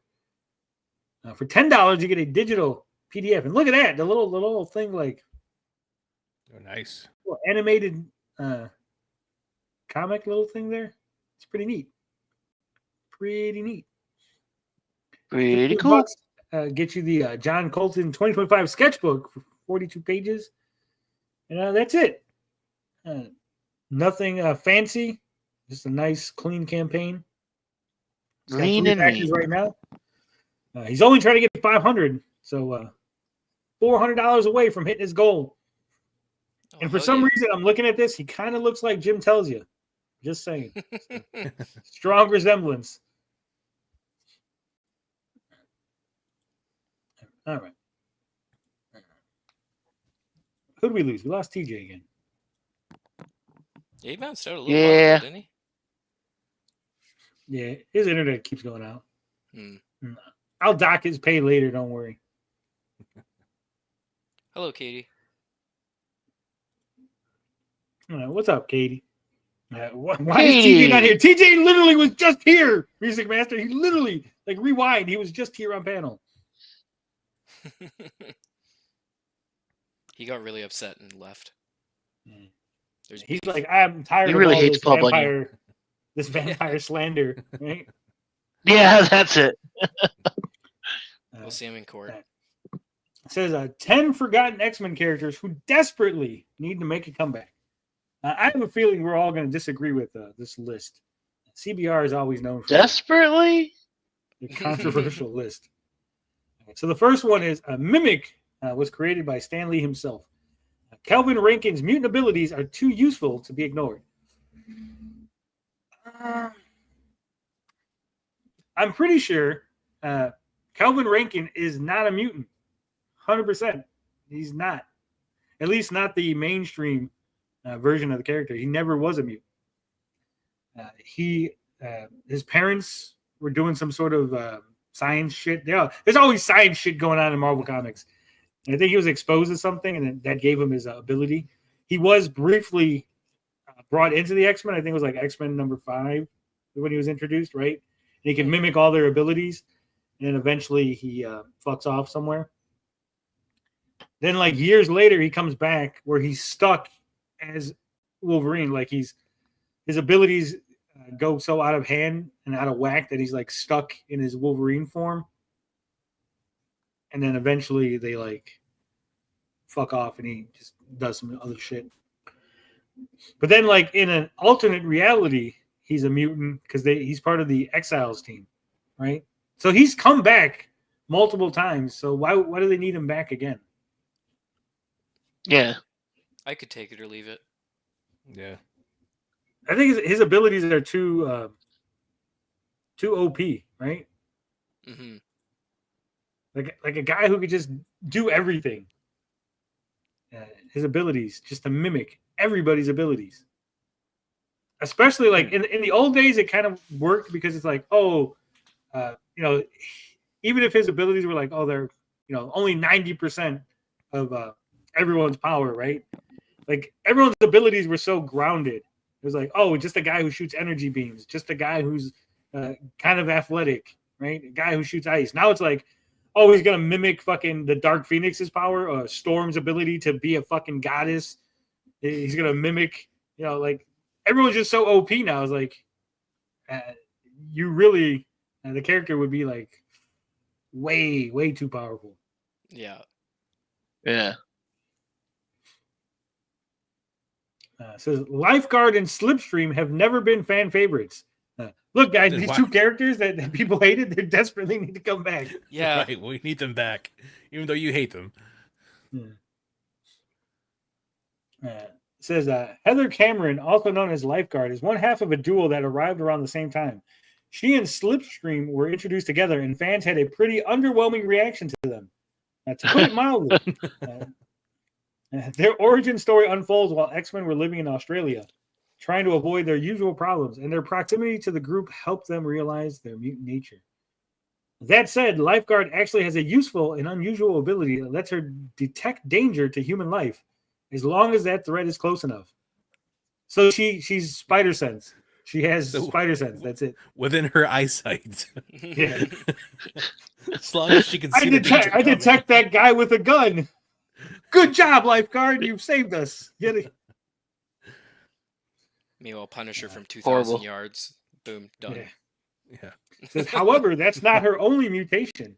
She also has a biomorphic adaptation, which means her body reacts to the environment and threats around her. The two abilities work well together, even if they are somewhat overpowered.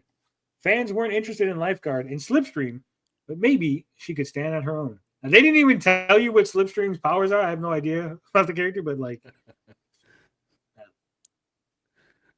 look at this. Monster ads. They know what I want. They're like, look, monster.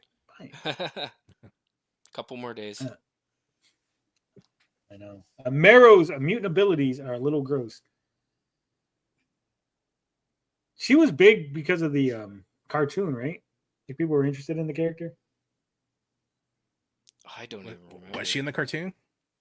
Well, because Spike was in the cartoon, and then like she came out in the comics, and they were like pretty similar. Okay.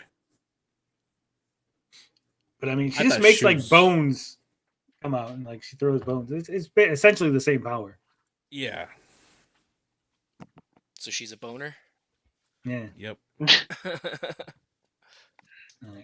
Katie says, Ben, DM me on Twitter. I can't find you. Okay. Will do.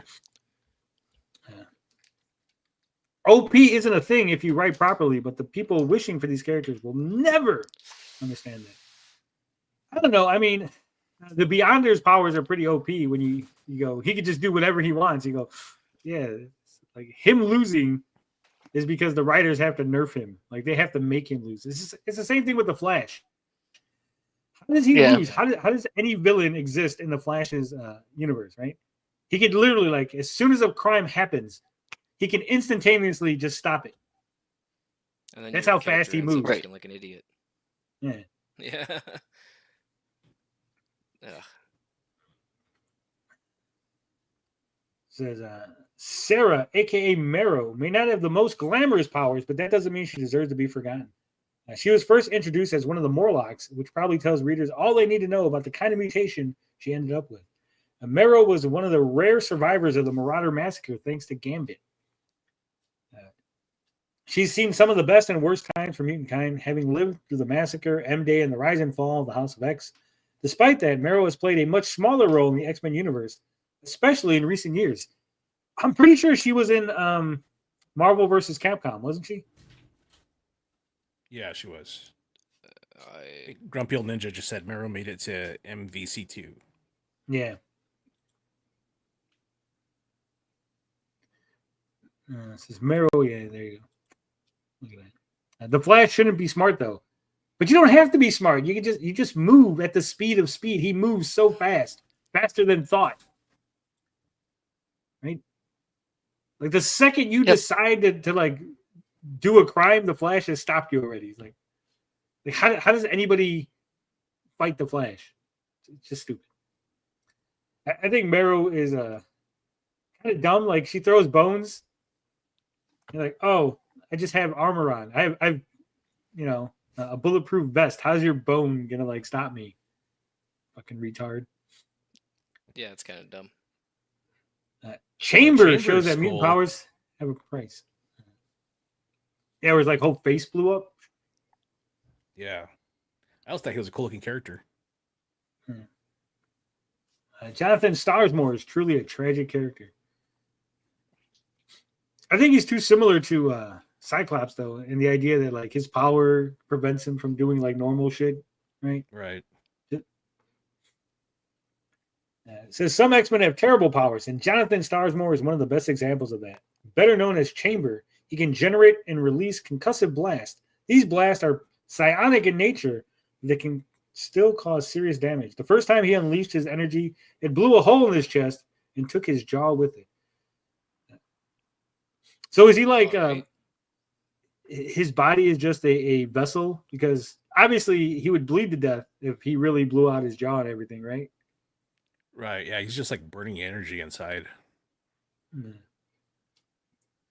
Says over the years, Chamber has worked hard to gain more control over his abilities. In the process, he worked alongside many iconic heroes and teams, including the Legionaries, X-Men, New Mutants, New Warriors, Morlocks, and Generation X. Hey guys, he's been in all these comics and he's never gotten over with anybody, but we should bring him back. He's desperately needed to come back again. Desperately. Yeah. Husk was a member of Generation X. She can like rip her skin off, right? Yeah. That does something.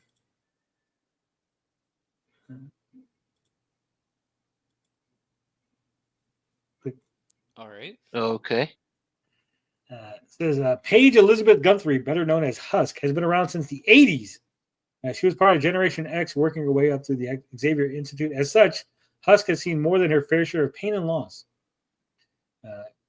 What's her power? Husk has the unique ability to shed her outer layer of skin, allowing her to avoid smaller injuries and similar threats. So, like, if she gets like a splinter, she's like, "Oh," just pulls her skin off. I got a cut. just rips her skin right off. It says, more importantly, she can control the material of the new layer, whether it's wood, rubber, diamond, or scales.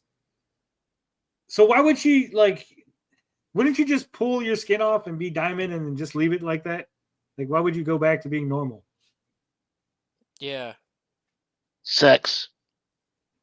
Okay, so you pull it, make it normal, then just back to diamond is what I'm saying. Like, why would you need to, like, make it wood? Right? Like, it's kind of stupid. Never mind. Or rubber. Like, oh no, we're fighting a glue villain. Don't worry, I can turn my skin to rubber. Right? Like, what's the point? It's like the absorbing man, right? At some point you go, yeah, it's cool that he can turn into any material, but why is he turning into anything but adamantium? Right? Yeah. Mm-hmm. Yeah, I think the whole Generation X team was kind of like an answer to Gen 13. And Gen 13 had that character. What's his name? That would like touch different materials and turn to different things. What was his name? Trying to blank. I have no idea. You know what I'm talking about, though. Yeah. Wasn't he in one of the movies? That does sound familiar. Cosmic says, I'm sensing a theme. Superheroes with dumb powers. Husk was good, says Grumpy. She can come back. She was an Omega mutant. She's similar to Mystique, but not the same. She's more like a human metal woman. Minerals. Says, depends on the writer, Tony. They didn't have many good ones. I don't know. I think, you could have fun things with a lot of these useless, quote unquote, useless powers, right? But the idea, like, oh, she's gonna face Thanos. Like, let me turn my body to wood. You go, but why? Why would you do that? Yeah. Maybe if she like fell in the water, she needs to like, I'll turn to wood so I can float. Like, oh, look, her power is finally useful. She's a raft. She could be a fucking raft for the rest of us. Just turns into a canoe. Yeah. Roberto da Costa, the mutant who usually stays in the background. Really? Because I'm pretty sure he was a member of the Hellfire Club at one time, and they made him a pretty important character. I think at one point he was the leader when Magneto had fucked off. It was like one of those times when Magneto fucked off from the Hellfire Club and was doing his own thing. Yeah, I thought he was still around. Yeah, me too. And I think he was in one of the movies too, wasn't he? Yeah. Karma is an X-Men character who's grown a lot. I don't know what the hell's her powers. That's important. She's a classic psionic character with a few twists. She can project her energy and create psychic shields, among other abilities. Like many mutants, she came to Krakoa and joined her people, even fighting in the Crucible. So what's the twist? You said there's a few twists. It doesn't sound like there's a twist. She can make psychic energy shields. It doesn't sound very... Why is her name Karma? Storm.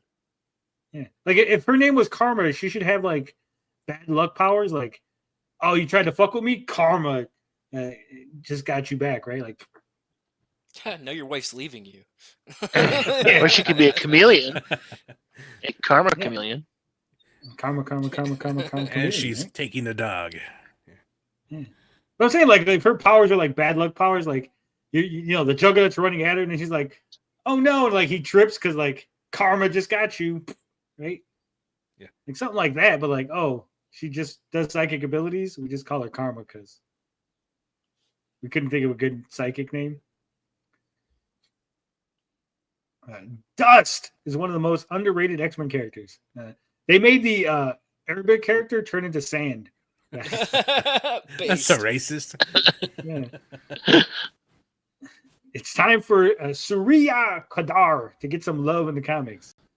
I'm pretty sure they like instantly regretted creating this character. Like, oh, from Afghanistan too. Oh boy. Yeah.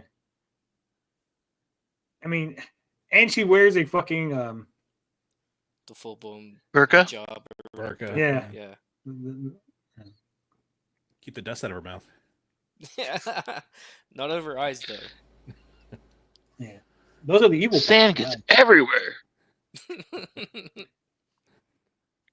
If they're ever facing Anakin Skywalker, they'll call Dust up. That's right. Surya Kadar, better known as Dust, is one of the more unique characters in X-Men comics. She's a mutant from Afghanistan who's been through a lot.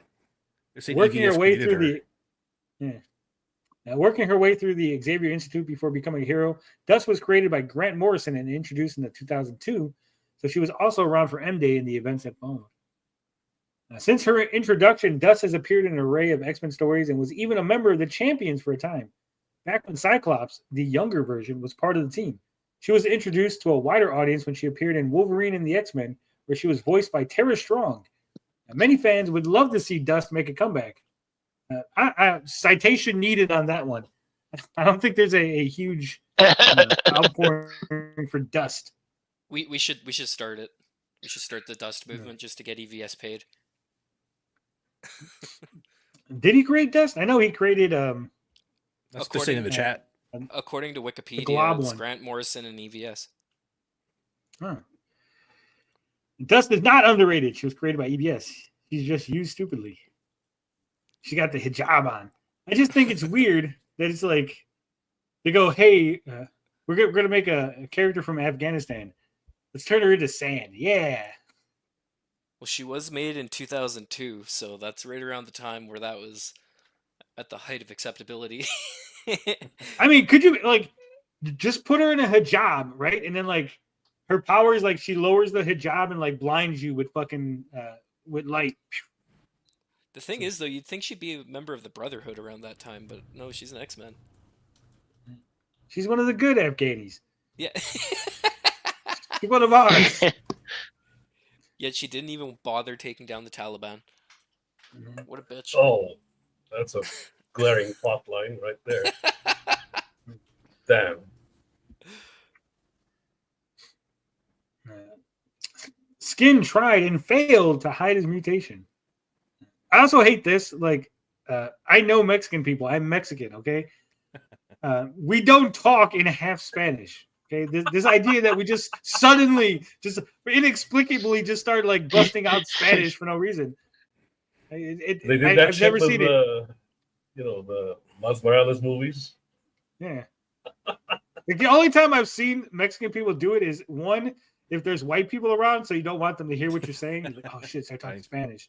Or two, you're making fun of this kind of shit, right? Like if we're talking English, we're talking English, and if we're talking Spanish, we're talking Spanish. But like the mixing doesn't really happen unless you count taco, because that's a Spanish word that we throw in. Like, hey, let's go get some tacos. Oh shit, see, he's talking Spanish.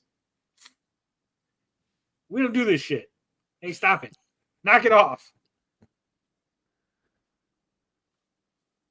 It says Angelo Espinosa, also known as Skin, possesses an ability that matches his name. He has a ton of extra skin that can stretch and reshape. When his powers emerged, he was a gang member, and he tried to conceal his mutation for as long as possible. Unfortunately, Skin had the kind of mutation that made him stand out, and eventually he befriended other mutants who couldn't blend in, like Chamber. Also, can we just be normal people? Like, if you make a Mexican character, he doesn't got to be a gangbanger. Like, yeah, let's do that. He can just be a guy. He can just be a guy that goes to work every day, you know, is a normal job or something. Everybody has to be Eddie Guerrero. Yeah. That's how It's gotta be a thief or a gangbanger or lying, cheating, stealing. Yeah. Oh man, we need more like JBL like comic book heroes where they just kick people out at the border. Yeah, I love that storyline. That was great. That was it was excellent. I watched it recently and it makes me laugh every time. Like I said, I'm Mexican. I thought it was highly entertaining. I thought he was the good guy.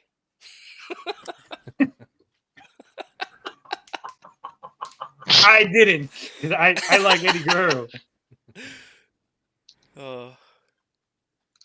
But I was like, yeah, make that wall a little bit higher.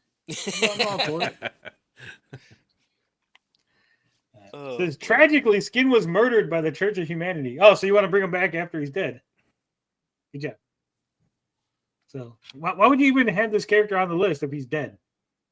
Hey, they should bring this guy back even though he's dead. Pixie is an X-Men with a great design. Here we go. Now this is a character you gotta have. Right here, it looks like Jennifer Garner. They drew her exactly, even with 20 years.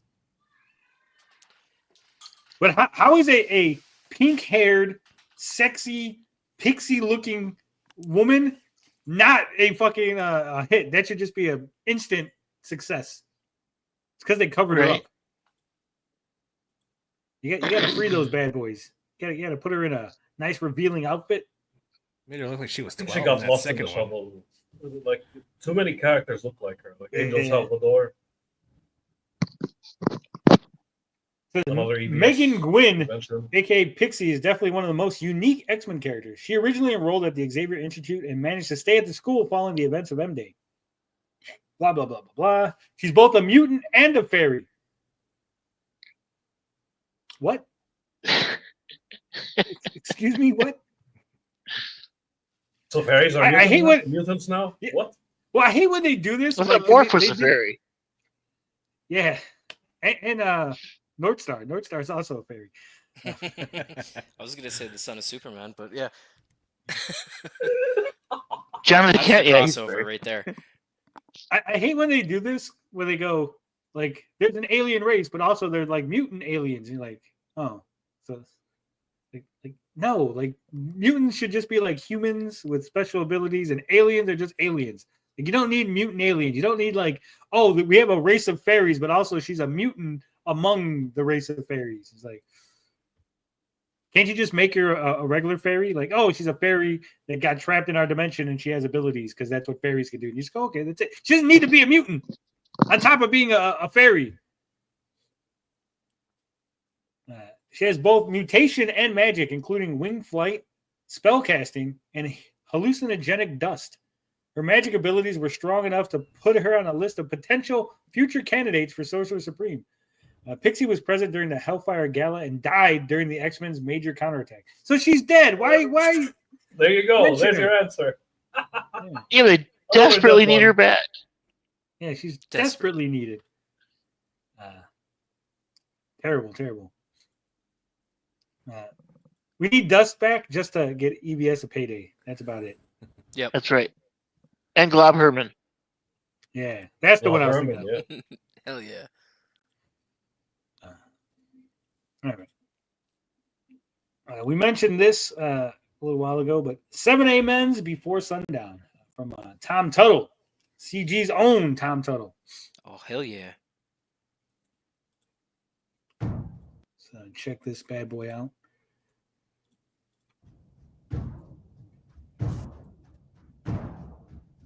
I can't hear the horse sound without thinking of Monty Python, like just some guy with The coconuts, yeah. Coconuts, yeah. Hell yeah, dude. I need to watch that movie again.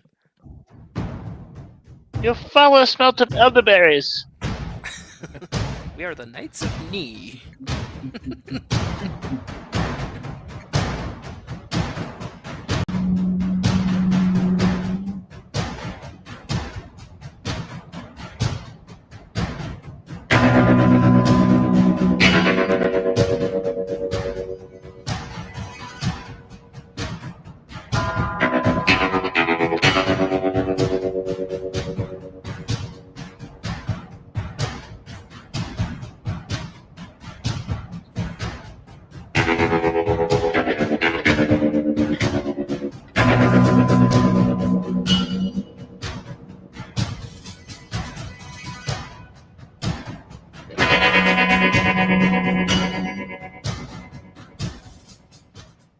I don't know why, but this part right here, the way the light is hitting this and everything, right? Like with this this blur effect, it feels like somebody's pointing a camera at a TV that's playing this on the TV. Yeah. Yeah. Right? And you're like, oh. But 7 Amens Before Sundown. Tom Tuttle's book. It's already got 197 backers, $8,325. Damn. He's well on his way. So about this campaign, how far would you go for love? What would you do? I would do anything for love, except for that. I wouldn't do Except that. for that. You wouldn't do that, yeah. I would do anything for love, but I won't do that. Whoa. I won't do that. One of these days, I'm going to figure out what that is. I think it's butt sex. I think that's what he's saying. Like, I would do anything for love. It's cheating. I was thinking cuckolding, but either of those work. I don't know. Like, when you get old enough, if you're like 90, you're like, my 20-year-old wife should get married. Right? Thank God. But, I mean, for that Viagra. leaves a lot open. Like, if you go, well, no cuckolding, you go, oh, so he still gets pegged, though, right? Because he would do the pegging, just not the cuckolding. Yeah, Oh. not that either. There's two that's then, I guess. There's two that's. Like, that encompasses a whole bunch of shit. Like, all of that. Any of that. Just. For real. Who would you kill? Tom Tuttle's like, Yeah, guys, this is what I need. You're talking about my campaign and butt sex at the same time. It's great. It's fantastic. Who would you kill? Sawyer Bain was a man of the gun and cut a long red ribbon across the West until something happened that made him put his guns down. He found the love of a good woman, found the faith he didn't know he had, and became a man of the soil. Damn women. He was just having fun, running around, killing people, being a fucking cowboy, and then some woman fucking grounded him. Said, no, Sawyer, you can't go out there having fun with your bandit buddies, killing people. Gotta fucking stay home. Gotta get a real job. Yeah, I gotta get a real job. None of this stealing shit anymore. You gotta get a real job. Be a farmer like the rest of these guys. Women. Hate them. Now he must take up his guns again. His wife has vanished, and the trail leads to a town called Half a Rock Hill. They don't rock all night. They're just half a rock. They're like semi-rock. They're like light rock. It's like a yacht rock. Yeah, get at least around the block. And Half a Rock Hill is pretty quiet during the day, but it really comes to life when the sun goes down. It's a grisly, ghoulish feast of love, death, and vengeance from Tom Tuttle and Christian Razzi, splattered out across 44 pages of story. Choose from the full-color Grindhouse edition featuring a sense-shattering cover by Graham Nolan, the black and white Till Death Do Us Part edition with a heart-ripping cover by Peter Gilmore, or, as with the age-old Mary Ann vs. Ginger question, why choose? You can have both. Do you get a discount for both? I don't know. $25 it gets you that. $50. No, you don't get. There's no discount. That's all he offers. Is just one cover, or the two cover.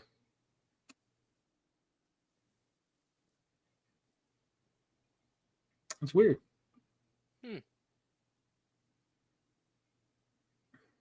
You either get one, you get the other, or you get them both. That's it. No digital. I backed the Graham Nolan one. Oh, that's pretty cool. Yeah, I think that's what I backed too. I do like this, but I think it kind of gives it away, right? It's almost spoiler, like, oh, they're zombies. Got it. They're not zombies, they're vampires. Vampires. This is Vampire Night, Tony. Now you're spoiling it. I was trying to do a fake out. You all spoiled it. Yeah, it's trying to mislead. I see. And I fucked it up. Also, I'm gonna have to have a talk with Mr. Nolan, like Graham. As you can clearly see, this man here is standing on a cemetery, which is sacred ground, right? So these vampires wouldn't be able to go there because this would be holy land. These crosses. Yeah. Well, a cemetery as the cemetery as holy ground. Is holy ground as ordained by the Pope and the laws of Catholicism.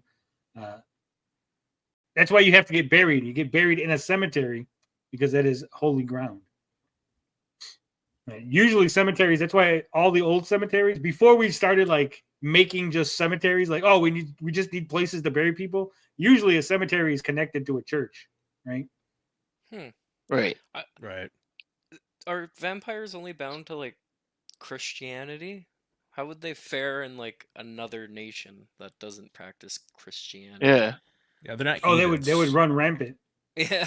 Okay. Yeah, they're heavily linked to Christianity. So Highlander stole the whole holy ground thing from vampires, basically. Yeah. It all depends on like which kind of vampires, because vampires have a history that goes way back before Eastern European lore. There's technically a sort of pseudo vampire that's in like Egyptian mythology, right? Yeah. So Mesopotamia as well. Yeah. It's hard to say, right? Like, but the classic, Dracula vampires, they're all Christian related. Mm-hmm. So that's why like holy water and like crosses and all that. Oh yeah, the Polish Strigoi. Yep. Yeah. Above all, it's a love story. Aw. Right. Oh, I like it. I like the art. I'm not a big Western guy, but I do like the art. I like westerns if they're like, if they try and recreate like the old timey hokey, silly westerns. Spaghetti westerns. That's the word. Yes. Here's a question. This does look good though. Yeah. A stake through the heart kills a vampire, right? But would a bullet through the heart be sufficient? Only if it's silver, right? Well, no, you don't need a silver stake. Like you could wooden stake through the heart. So the idea is killing the heart, like puncturing the heart kills the vampire, essentially, right? Yeah, you would think so. So like shooting in the heart should essentially do the same thing, right? Maybe they're all lead I resistant. don't know. Oh, lead. Give him lead poisoning.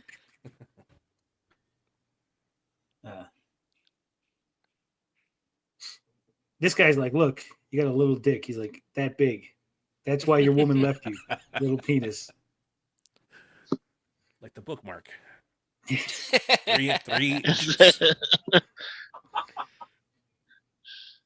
Looks good. All right.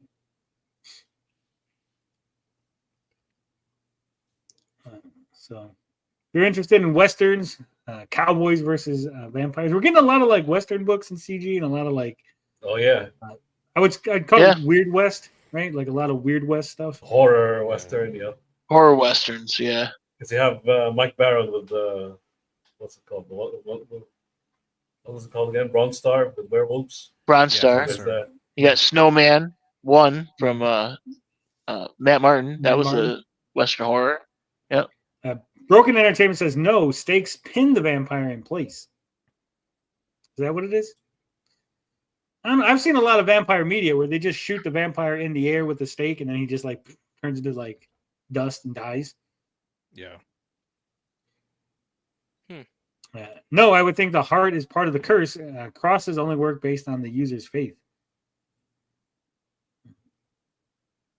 I don't know. Again, I've seen like movies where like a guy just takes 2 stakes and like forms a cross and like oh no, that's like that counts. Yeah.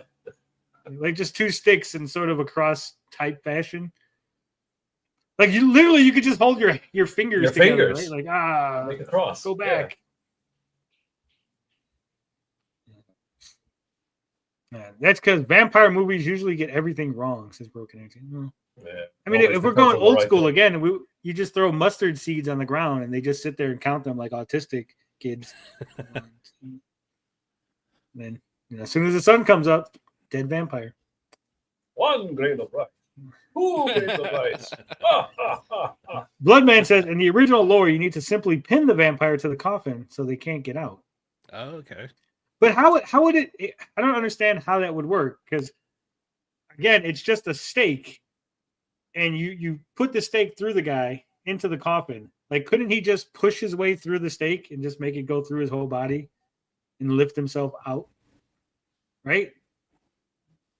It's like a butterfly when you pin it to the board. Or he could just pull the stake out with his hands. Like if he's still alive, if it's just pinning him, it's not killing him, right? Then he could just grab it and pull the stake out with his hands. Right? At the very least, if you like pin them down upside down, like if a stake through the back, and then he's like, "Oh, I can't reach it because it's in my back." Right? That would work, I guess. But like, well, unless his hands are crossed over his chest and the stake goes through the hands, through the heart. Yeah. And now he can't use his hands. I mean, if the point is just to like make sure he can't get out of the coffin, just cut his legs off, right? Like, now you can't do nothing. Cut your legs and arms off. You're not dead, but you can't kill anybody. Or just break his teeth. Just take the head. There you go. Can't bite nobody. Yeah, it extracts his fangs. Yeah, some interpretations suggest a connection to Christianity.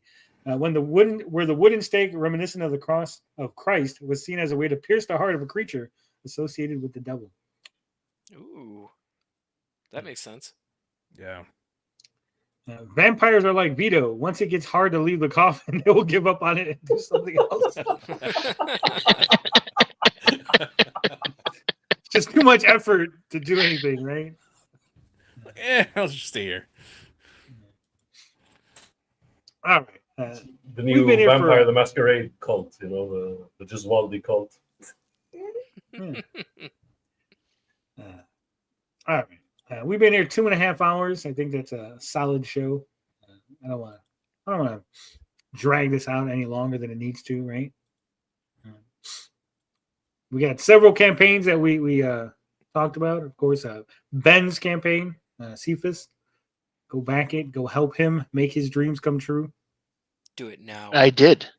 Thank you, guys. I appreciate that. Thank you, Well, Tony, we for having me appreciate on. you making a good comic. Anytime. The link's always going to be there. You're in the group chat with all of us now. Awesome. Yeah, I'll definitely come back. Nice. Sweet. No one's streaming right now. I got no one to send you to. So I guess we'll just end it, and you guys can just all find something. Subscribe to Bosch Fostein's new channel. He made a new. He's got a new channel. Yeah, finally. Hamilton says, "I'm definitely leaving the coffin soon, but not yet." Vito the Vampire. Nice. See, now that's a book. Vito the Vampire. Super Killer the Masquerade.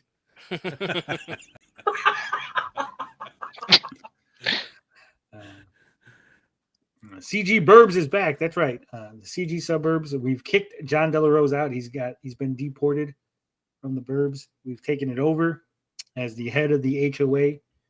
We're going to make sure that we promote. We have some comics every week. Every Sunday we'll be here talking comics, talking the latest news, and promoting some campaigns and getting good guests like Ben to come in and show their comics, and putting up with George's dad jokes whenever he pops in. But until next time, guys, as always, love, peace, booty grease. We out this bitch.